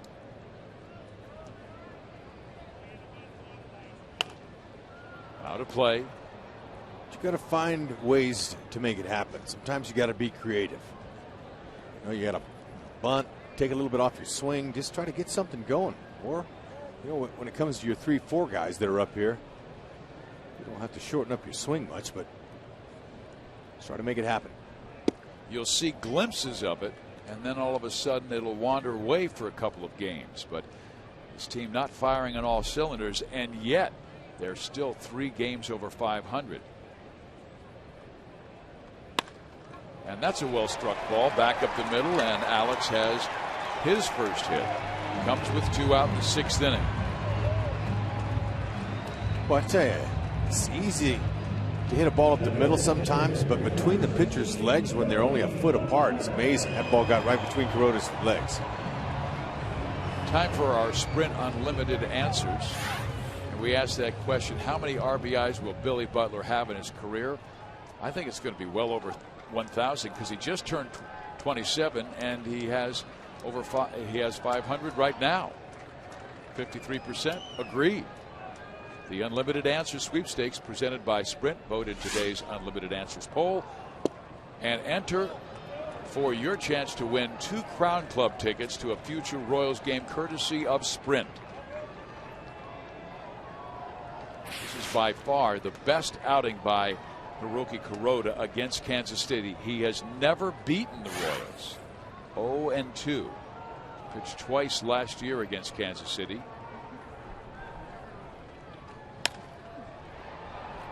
He lost at the K when he gave up 3 runs in 4 1/3 innings in a 5-1 loss last May 5th, and lost a couple of weeks later, May 21st, at Yankee Stadium, giving up 3 runs in 5 1/3. But he has really kept the Royals at bay, and he's only needed 70 pitches to get through almost 6 innings.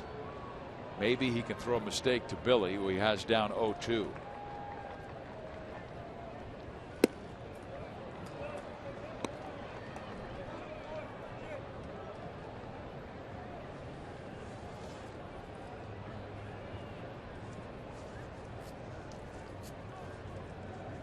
Andy Pettit made a mistake up in the zone, and Billy rode it out last night. In the air, right side, Ichiro should have the play. Instead, it is Robinson Cano calling him off and making the catch, and that will end the Royals' 6th inning. To the 7th we go. It's New York 4, the Royals 1.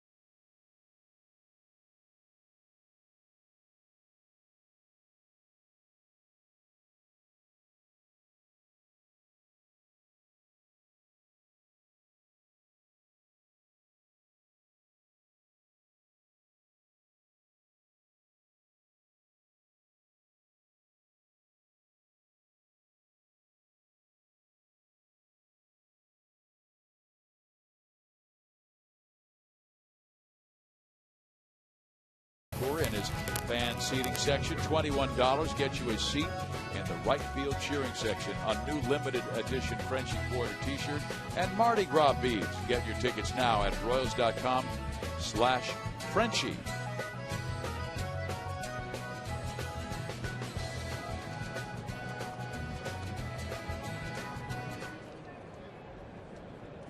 Irvin Santana will face Chris Nelson, Chris Stewart, and Brett Gardner in the 7th inning.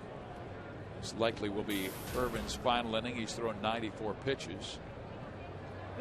His command remains very, very good. He has issued just 1 walk over his last 4 starts, and that covers 26 innings.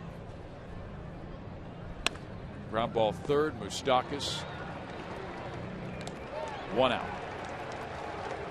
And Rex, when you consider some of the great control pitchers in Royals history, right now Santana's about 1.2 walks per 9 inning, the 4th lowest in the American League. But to start the season, he trailed only Paul Byrd, who had 8.5 strikeouts to walks back in 2002, and Dick Drago back in 1971 had only 2 walks and 16 strikeouts. That was an 8-to-1 ratio. So Santana right up there with his marvelous control this year, and now facing Chris Stewart. Hey, you know, it's hard to do it by yourself. You got to have help. James Shields was outstanding last night in 8 innings, allowing just 2 earned runs. But when you can't score, you can't win. Right now, the Royals offense spinning their wheels.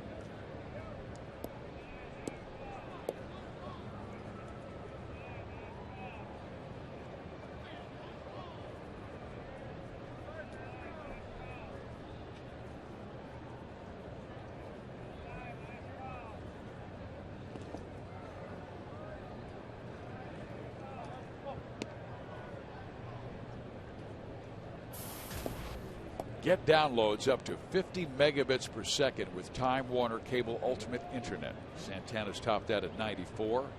Kuroda at 93. Kuroda changing speeds with his fastball a lot today, from 86, 87 all the way up to 93. On the hands, back our way. Rex leans out. It's about 20 feet beyond his reach, so he says, I'm not diving. There's no net down there. You know, Fizz, I've had dreams at night of me falling out of the booth and landing. I've had dreams of wanting you to fall out of the booth. As well as some of the fans, probably.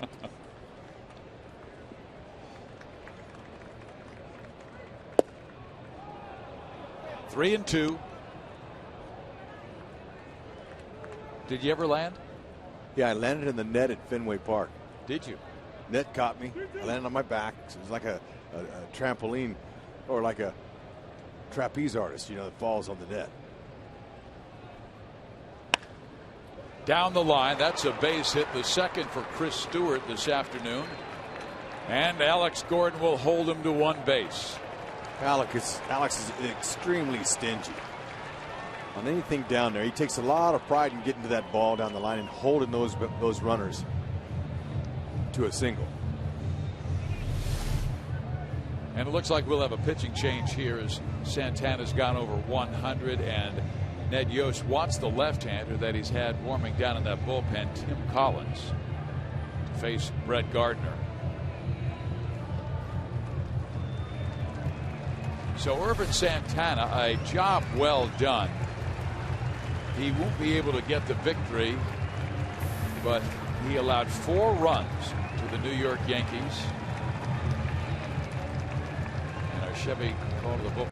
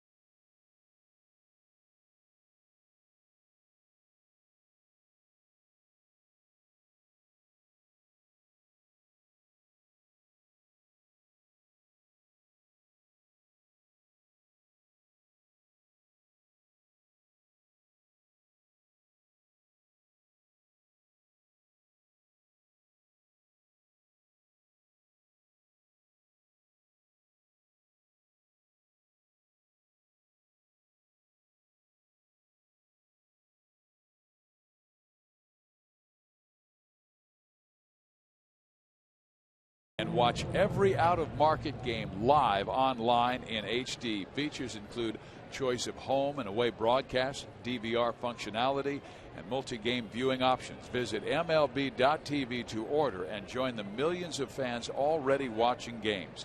MLB.tv, baseball everywhere. See this gentleman right here? Yes, sir.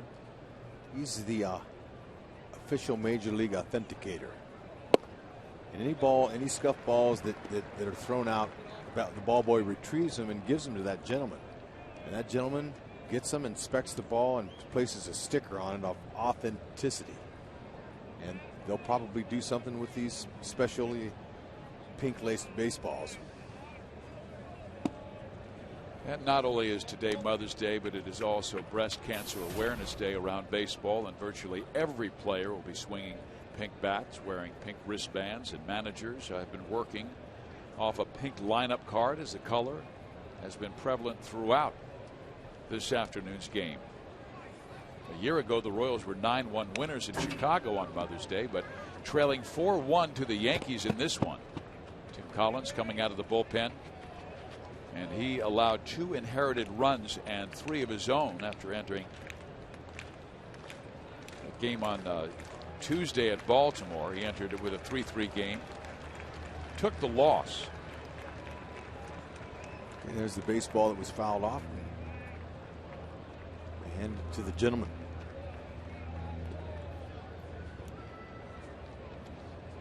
Okay, he just handed him the ball, and now he's looking at this baseball, and he's applying the sticker on it. Now, will he have Yankees and Royals maybe sign it? Someone else might. He's just the authenticator. He's just making sure that that was used in the game. That's a great job. He puts stickers on baseballs. Yeah, or anything else.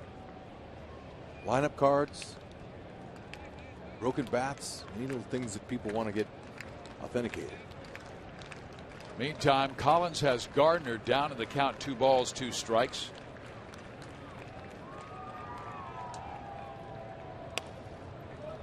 On his hands. Gardner today is fly to left, lined out, and his last time up he doubled down the left field line, and with 2 out, Vernon Wells knocked him in. All 4 of the New York runs have come with 2 out. In the 3rd inning with 2 out, Robinson Cano hit a 2-run home run. Vernon Wells followed with a solo shot. Now the ball gets away from Salvador. His throw to second base will get the advancing Chris Stewart. Nice play by Salvi. Okay, Stewart's an aggressive guy. You know, he's not a Blazer, he's a catcher, but excellent jump on that. There's nothing you can do. Okay, if you see the ball gets away, you want to advance. You can't anticipate that Salvi's going to throw you out on a little spin, but he puts that ball to Escobar on the perfect side of the bag. And look at this quick tag by Escobar. Collins says, "All right, thank you. I'll get this guy. We'll get out of it." He does. Tim Collins with a little help from Salvador and a strikeout. Hosmer, Perez, Moustakas coming your way.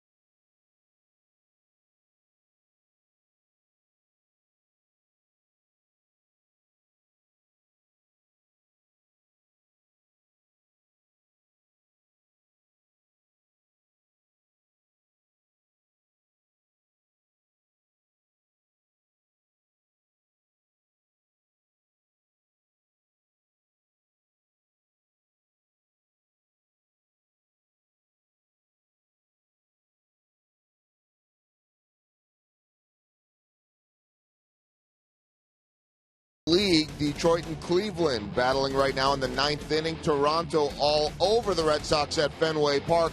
Tampa Bay one better than San Diego late down at Tropicana Field. Other scores, Baltimore blanking the Twins, getting a couple of long balls from Davis and Adam Jones. Texas in a slugfest, at least they're providing all this play, and Chicago are going tonight. will get in to Los Angeles well before the Angels this evening. Our Mazda game break, that's Jose Bautista, and that's the second time that he went. First time was off of Ryan Dempster, who gave up 6 earned runs. This one off of Clayton Mortensen, and maybe finally John Gibbons' Blue Jays are starting to heat up. Thank you very much, Joel. And here it's Yankees 4, Royals 1. Kuroda comes back out for the bottom half of the 7th inning. The Royals haven't done much against him. 1 run on 3 hits. Kansas City has also suffered 2 errors. So Kuroda trying to take advantage of that and win game number 5 for him this year and 62 in his career. Second all-time of Japanese pitchers and wins. We were talking about Hideo Nomo earlier, and he is number 1, 123. Eric Hosmer to lead things off. He's grounded out and walked, the only walk issued by Kuroda.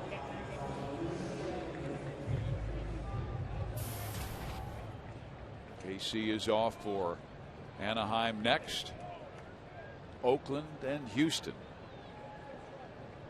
Been a rough homestand thus far. A brief 3-game trip. Hosmer goes after the first pitch, pops it up, and that has been what Kuroda has done so well. Getting the Royals off their timing, and they haven't hit the ball hard all afternoon.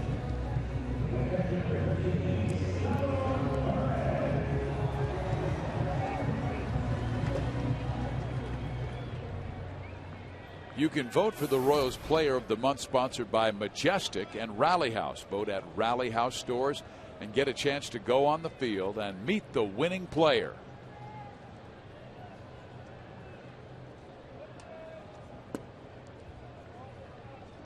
You know, 72 pitches thrown is not very much. And for Hosmer to come up there and swing at the first pitch doesn't help anything. You know, and it was a breaking ball. So you got to almost be 100% sure you're going to get your pitch, your first pitch, before you swing at it. They got to try to mount a rally and get this guy out of the game. Another miss hit, but this one might drop, and it does in front of Gardner. So Perez has a blue base hit. That's the 4th hit of the afternoon. One of the toughest things for an outfielder is to be able to judge the swing compared to the contact. Where did he hit it on the bat? And when the big guy usually takes a good hack, a lot of outfielders will take a step or 2 back. As Gardner is shaking his head, walking back to his position, saying, you know, I could have had that, but I took 2 steps back.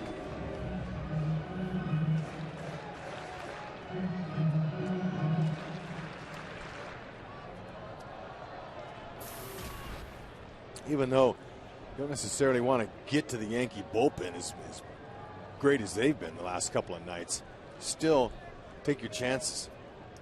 You want to get to this guy, but before you get to that bullpen. And Moustakas struck out on 3 pitches in the second and then flied out to right, and he mistimed his swing on that one, kind of popping it up, and Ichiro had to come running in to make the catch.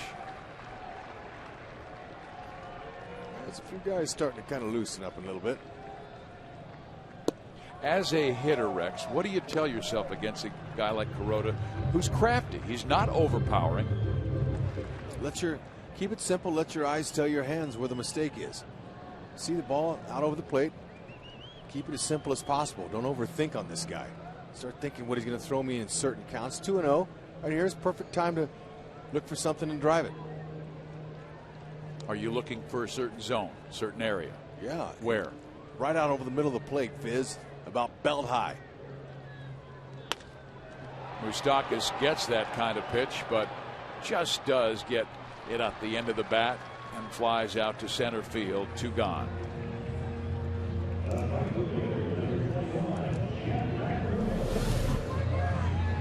Those are hitters' counts. It's a little bit on the outer half. That's why it got off the end of the bat. Fine line, though. Plate's not very large, so try to get up on that plate, get total bat coverage. He hits the corners, you make outs. Kuroda's best game this year came against Baltimore. Complete game shutout. Allowed only 5 hits. Francoeur takes a strike. Tomorrow night in Anaheim, it will be Luis Mendoza for Kansas City against Joe Blanton. Tuesday, Jeremy Guthrie goes against Jason Vargas. And Wednesday, it's Wade Davis. And the Angels have not told us yet who they'll pitch that game. And Jeff breaks his bat. A little chip came flaring off, so he'll need a new piece of lumber.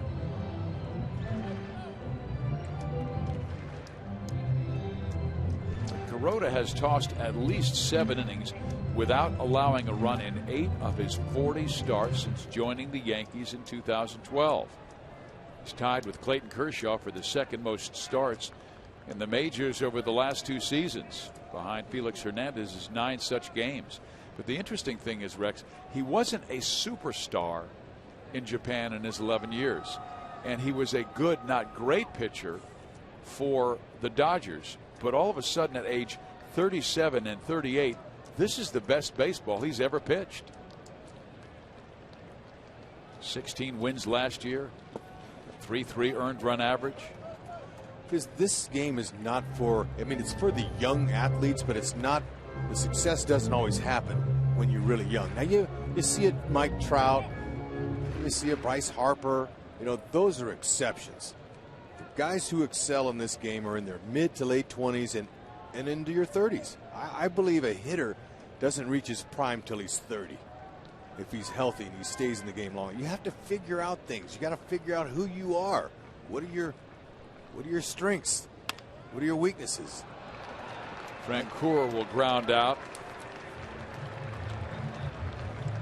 The Royals with just 4 hits and 1 run in 7 innings against Kuroda.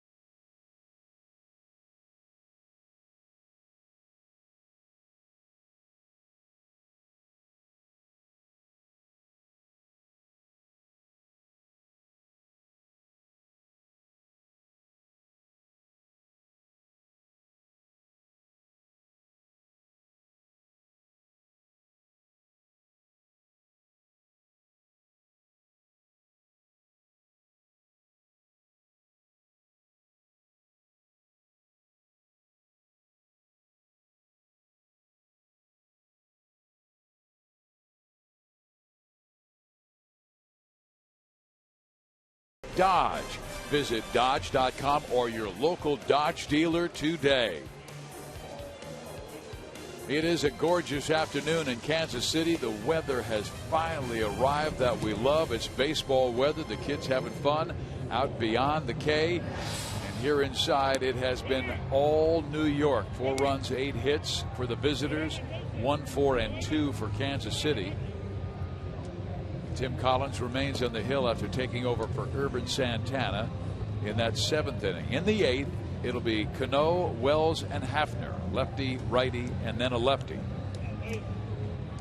Wells going to have to find a way to get something going or they'll get swept by the Yankees. That would be the first time since September 7th and 9th of 07 that the Yankees have came in here to the K and swept them. Well, Kansas City not playing well and New York playing very well. And they're a team that has gone to the playoffs 17 times the last 18 years, and they have those expectations, those demands, and that's what the Royals currently are trying to learn and break past. Well, you know, when you have the youngest team versus the oldest team, the youngest and oldest, there's contrasting styles for managers. Managers, Joe Girardi, he's got veteran guys in there. Most of these guys already know how to play the game, and they're seasoned. They've been around a long time. Ned has his hands full. He's having to teach and coach as he goes along. and mentor. So there's some different managing styles that's required for young teams and older teams. Aaron Crow warming up in the Royal bullpen.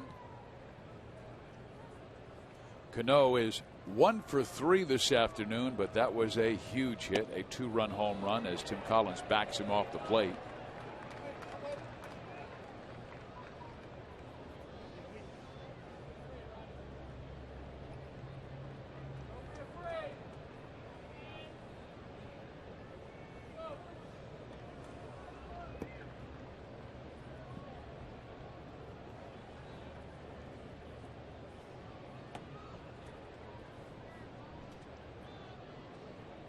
Bend that hook. Good fastball down low. Got an excellent straight changeup, but right now in this count here, 3-1. Cano's going to be in hit mode. So you can't give him what he's looking for. That's going to be a fastball out over. Cano hitting .237 against lefties. 4 homers.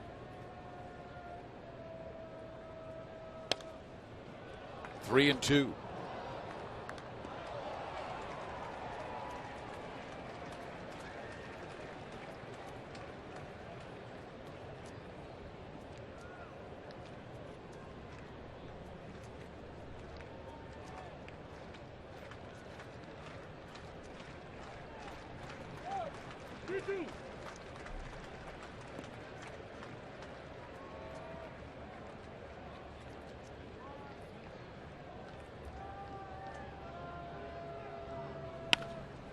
Ground ball, base hit.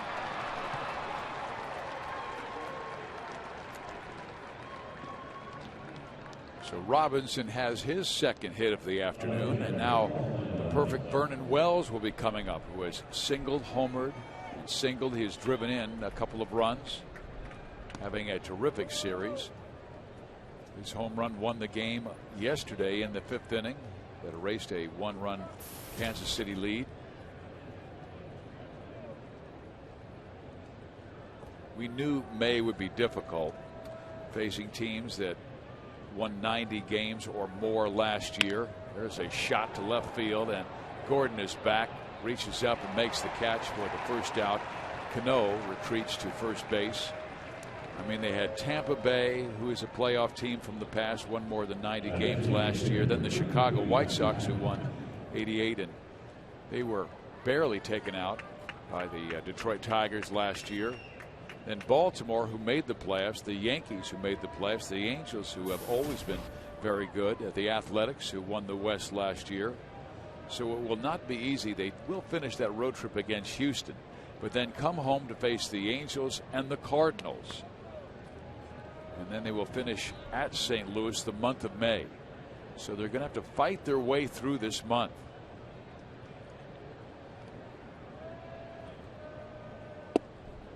Strike. Focus and paying attention to details is going to help that. These guys, they all work hard, and you don't try to work harder necessarily. You just heighten your focus. Eliminate maybe things that are off the field. Maybe family stuff. I mean, it's very hard. These guys are human beings. They have families like everyone else that goes to work. But you know, you really have to be able to leave that, have the ability to leave that at home when you get to the ballpark and focus on your job. And take some of the positive that does exist, like the first inning when Dyson doubled. The sacrifice was executed, and Gordon got the sacrifice fly. There's a strike, and Hafner is gone, and Collins gets the K, his second strikeout of today.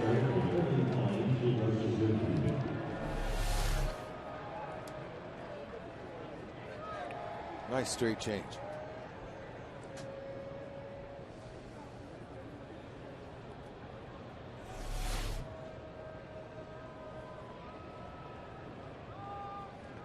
So even though the Yankees won the East last year, you have to remind yourself they also lost 67 games. So that means in that clubhouse they were unhappy 67 times.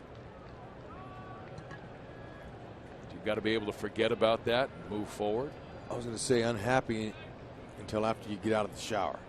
You wash the losses, the 0 for 4 is down the drain. Put your clothes on and head out. Turn the page if you can. It's really hard. A lot of guys, it's easy to say that. Joe Girardi was saying he has to manage people's health this year because he has so many players in the disabled list and a lot of older players. So how often do you play a guy before you give him a little bit of a break? Right. So that's his focus. To worry about those guys. Ned has to work on the details with his players. Ichiro is out, so are the Yankees. Bottom of the 8th we go. Johnson, Dice, and Escobar coming up.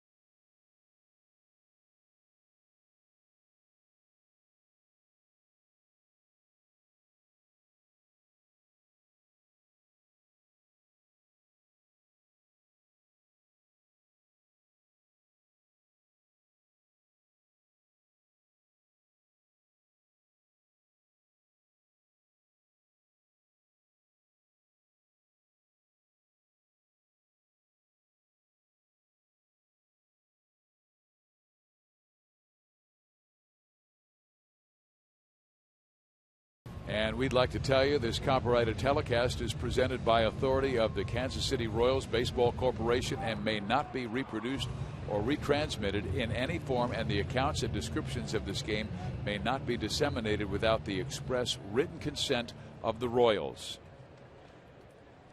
Wearing their blue, they still believe. The team came in at 18-15, third in the American League Central, a game and a half back of Detroit and a half game back of sizzling Cleveland. The Royals, though, have lost 5 of their last 6. Yankees in first place by a game over Baltimore and Boston. They are 22-13. Fans can't wait to get excited here. Somehow, some way. Nobody out. Johnson's up. The corners are in. Okay, they're taking this bunt away. So you see that, so you kind of look for a pitch either inside or outside, depending on what you want to do, and hit it by him. And Johnson hits it pretty well to right field. Ichiro is back, and Johnson has it go off the top of the wall for a double.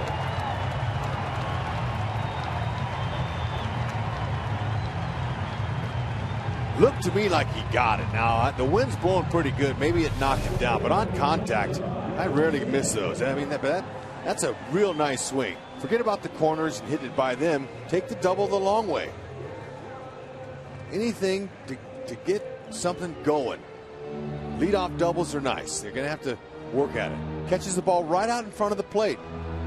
That ball's going to be directed towards the center of the field when you make contact there. You wait till the ball gets travel a little closer towards the catcher's glove, you hit the ball to left field. The Royals have one of their better scoring opportunities of today, since Dyson doubled to lead off the first. Now they have a double to lead off the 8th. And the bullpen gets busy. Robertson was the pitcher on the right, who struck out the side and last night's 3-2 Yankee win. Dyson takes it low, and all right, here's your options, Fizz. Pull him or slap him. I'd love to see him stay on top of that baseball and slap it to left.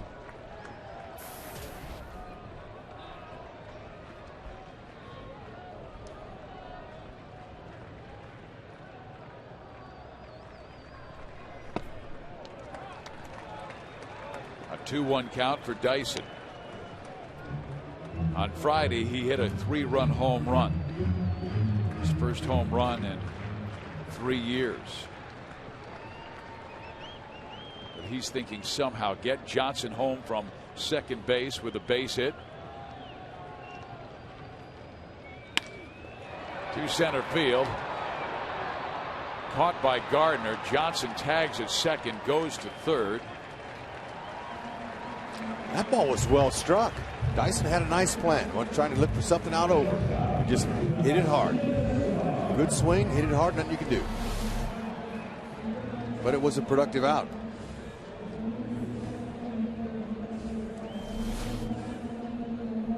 Now Alcides Escobar comes up, and Rex, he's been in the middle of a 3 for 28 slide.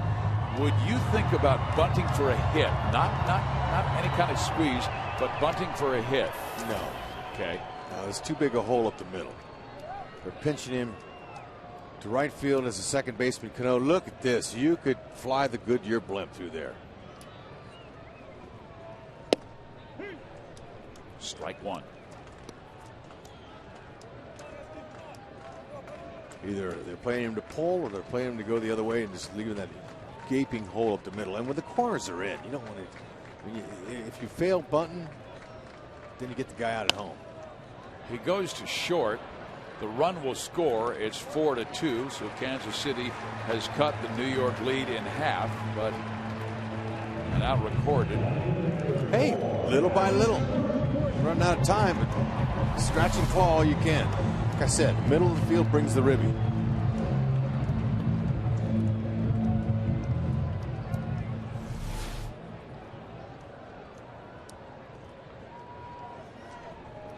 Alex Gordon is 1 for 2 today with an RBI. He knocked in a run with a sacrifice fly back in the first, grounded out in the fourth, and singled up the middle in the sixth. If he can somehow get on, Billy Butler will come to the plate representing the tying run. Royals with 1 in the first, New York with 3 in the third, 1 in the fifth, KC with 1 here in the eighth.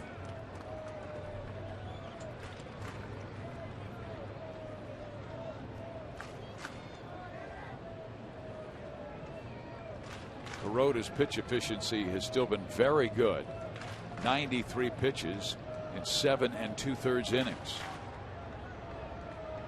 He has been averaging over 100 pitches a game. As a matter of fact, the only time he didn't throw 100 pitches was a rain-shortened game he had in Boston. Kuroda wanted that one. Watch him. And I don't blame him. That's a good looking pitch there. Now watch him when he catches this ball. He's going to hold his glove up and say, really?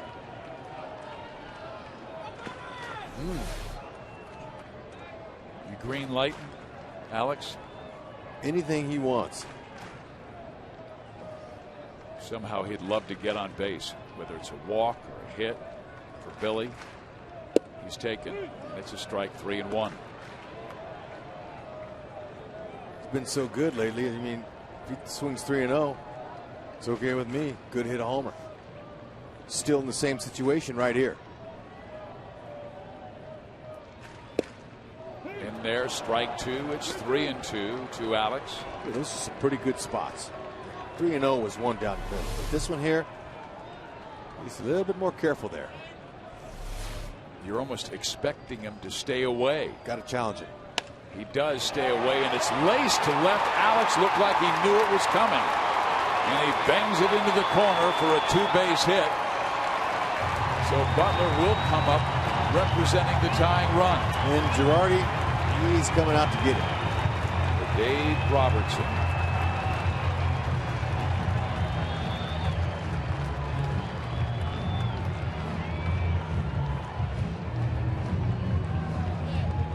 Nice piece of hitting by Gordon.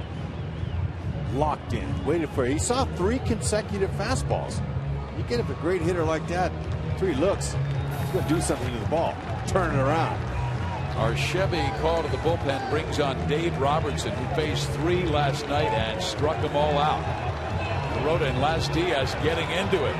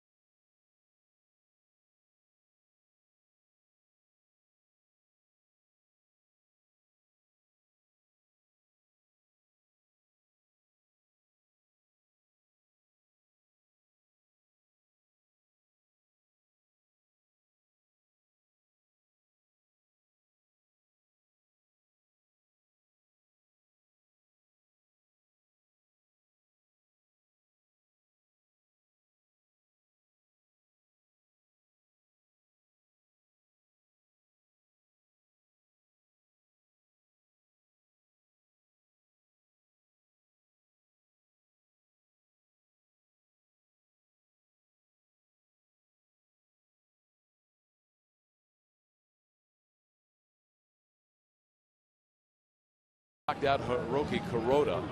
He had a few words with Las Diaz as he left. Now the Royals will have Billy Butler coming to the plate with Alex Gordon at second base. So Billy represents the tying run. And here is Dave Robertson, their best 8th inning guy. You can see his ERA at 3. He has 19 strikeouts in 15 innings, but he has also allowed 2 home runs this year. And we talked about it in the open of our show before this game started, the importance of Billy Butler. When he hits, the Royals win. I mean, homers.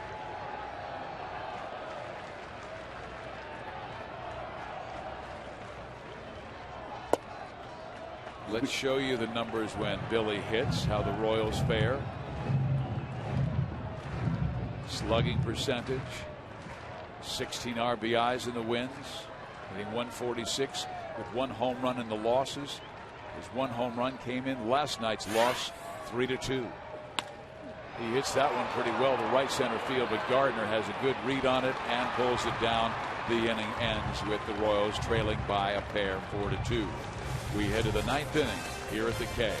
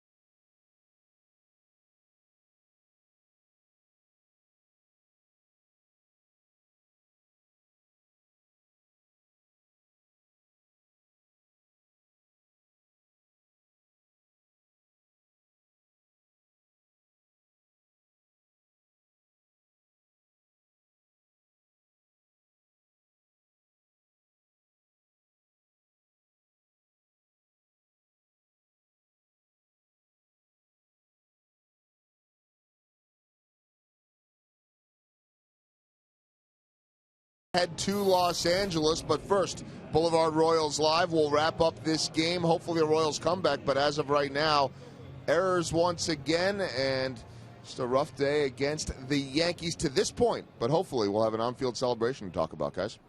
Indeed, because the Royals have had a lot of success on Sundays. 6-1 on Sundays this year. Greg Holland comes out of the bullpen. Hasn't seen much work recently. 3.75 earned run average, 19 strikeouts in only 12 innings.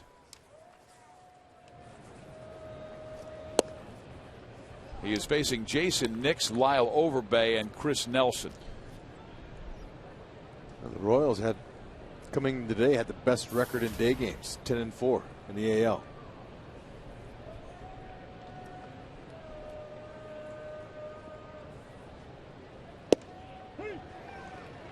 Unfortunately, Kuroda was really good in day games, and he was 6-2 pitching in the day with a 2.15 earned run average in 10 daytime starts as a Yankee in his career from 2012 through this season thus far. Fouled back by Nix. Count moves to 1-2. Holland with 12 innings, 13 hits, 7 walks allowed, and 19 strikeouts. Opponents batting .277 against him. He did not fare well out of the gate last year, and then was really rock solid as a setup guy for Jonathan Broxton. And then when Broxton was traded, Holland took over in the closer's role and had a fine finish.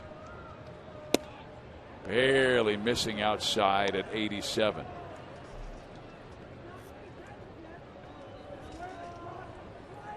Yankees with 4 runs on 9 hits. The Royals with 2 on 6. But as Joel indicated, the 2 errors hurt them. One allowing a runner to advance to third. And strike 3 call. Holland gets it done.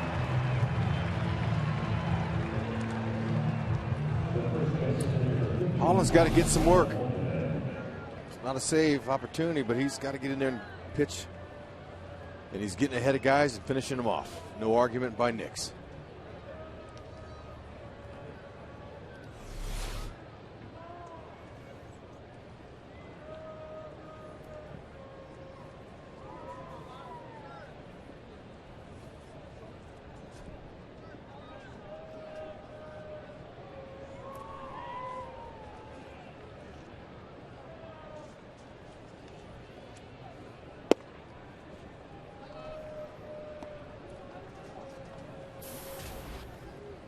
Lyle Overbay struck out swinging in the second against Santana, fly to left and grounded to first.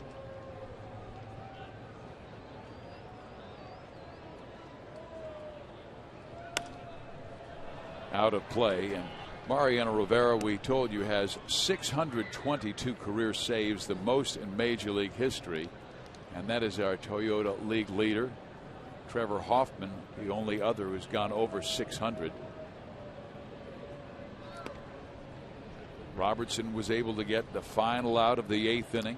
Fizz, you know, I told you I never faced closers in my time because I wasn't that good a hitter. I lied. I hit homers off 2 of those 4 guys you saw in the 9th inning. And they were? Franco to win it. And Trevor Hoffman. I am so glad I allowed that conversation to continue so you could talk about your favorite subject. Fizz, when I get tired of talking about myself, would you please start talking about me? I will definitely ask you questions about yourself. Thank you. So I can fall asleep. Whenever I have insomnia, I ask you questions about yourself. And here is the 1-2 to Lyle Overbay. A ground ball to the right side. Johnson has it. Holland gets the first 2 outs. Strikeout, a ground out. Now he'll face Chris Nelson, the third baseman.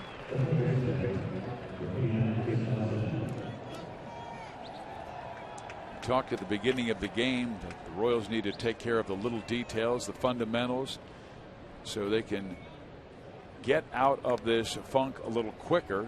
They head out on the road, we told you, to Anaheim, Oakland, and Houston.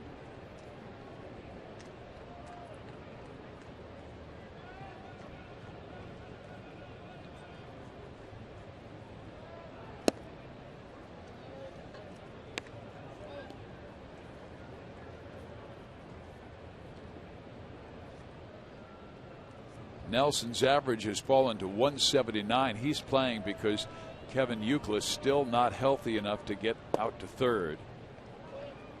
Of course, Alex Rodriguez, their regular third baseman, is still a question mark on when he'll return. Everybody talks about after the All-Star break, but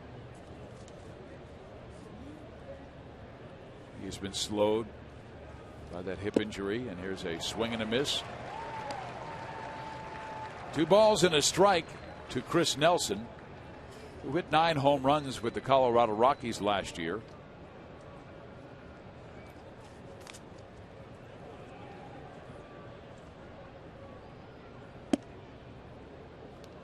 We have had 3 terrific crowds at Kauffman Stadium this weekend.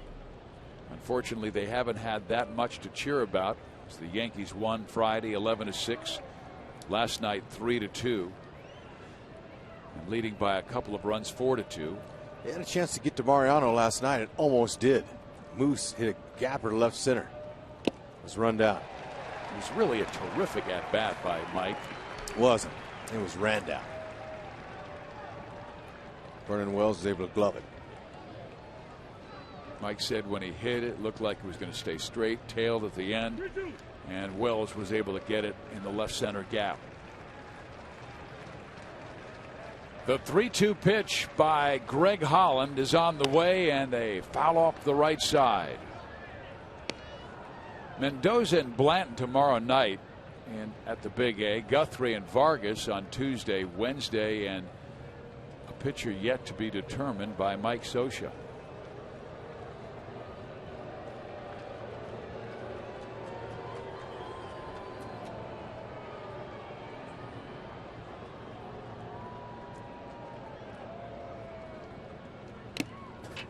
Foul back.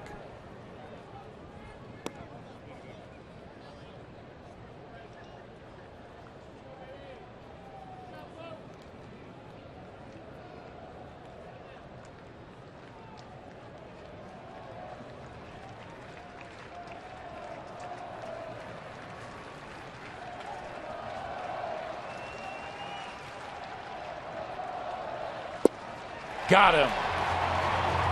2 strikeouts for Greg Holland in the inning. Now he will watch the very best, Mariano Rivera, come out of that bullpen in search of career save number 623.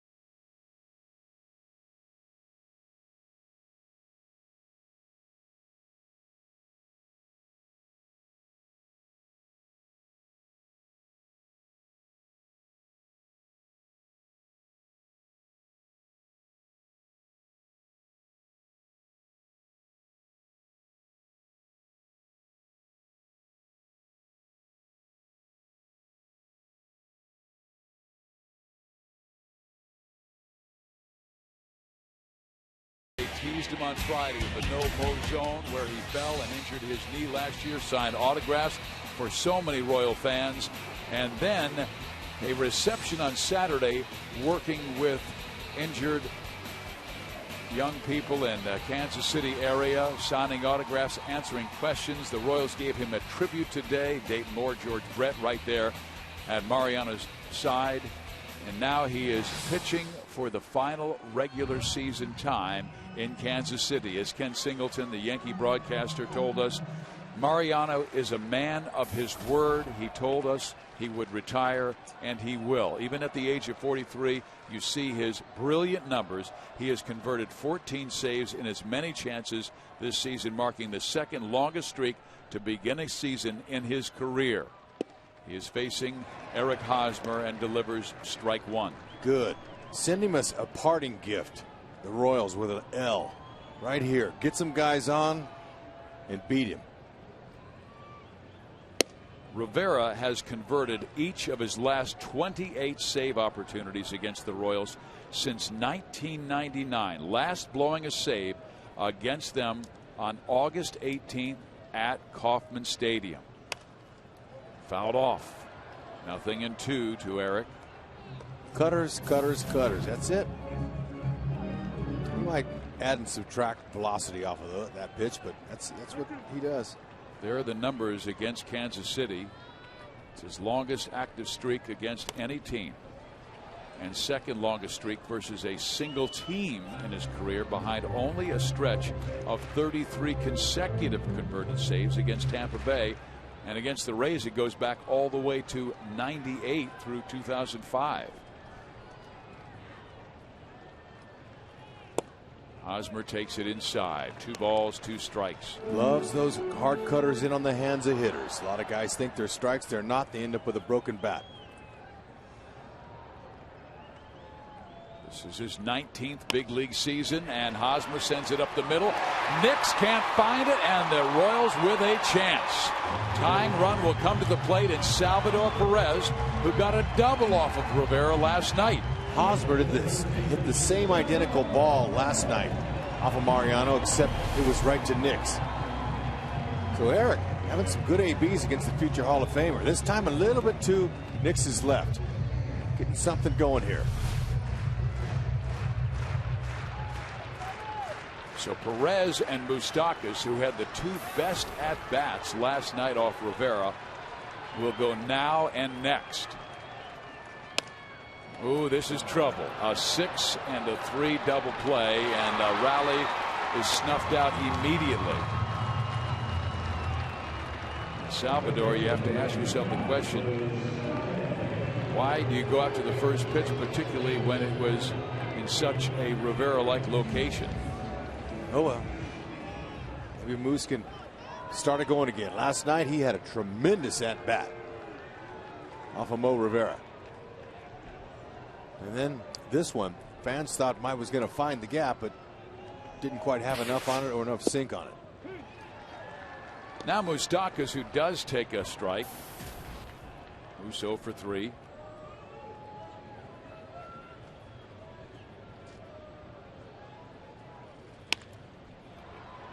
Blooped towards right. Ichiro is there, makes the catch. Game over. Yankees sweep the Royals.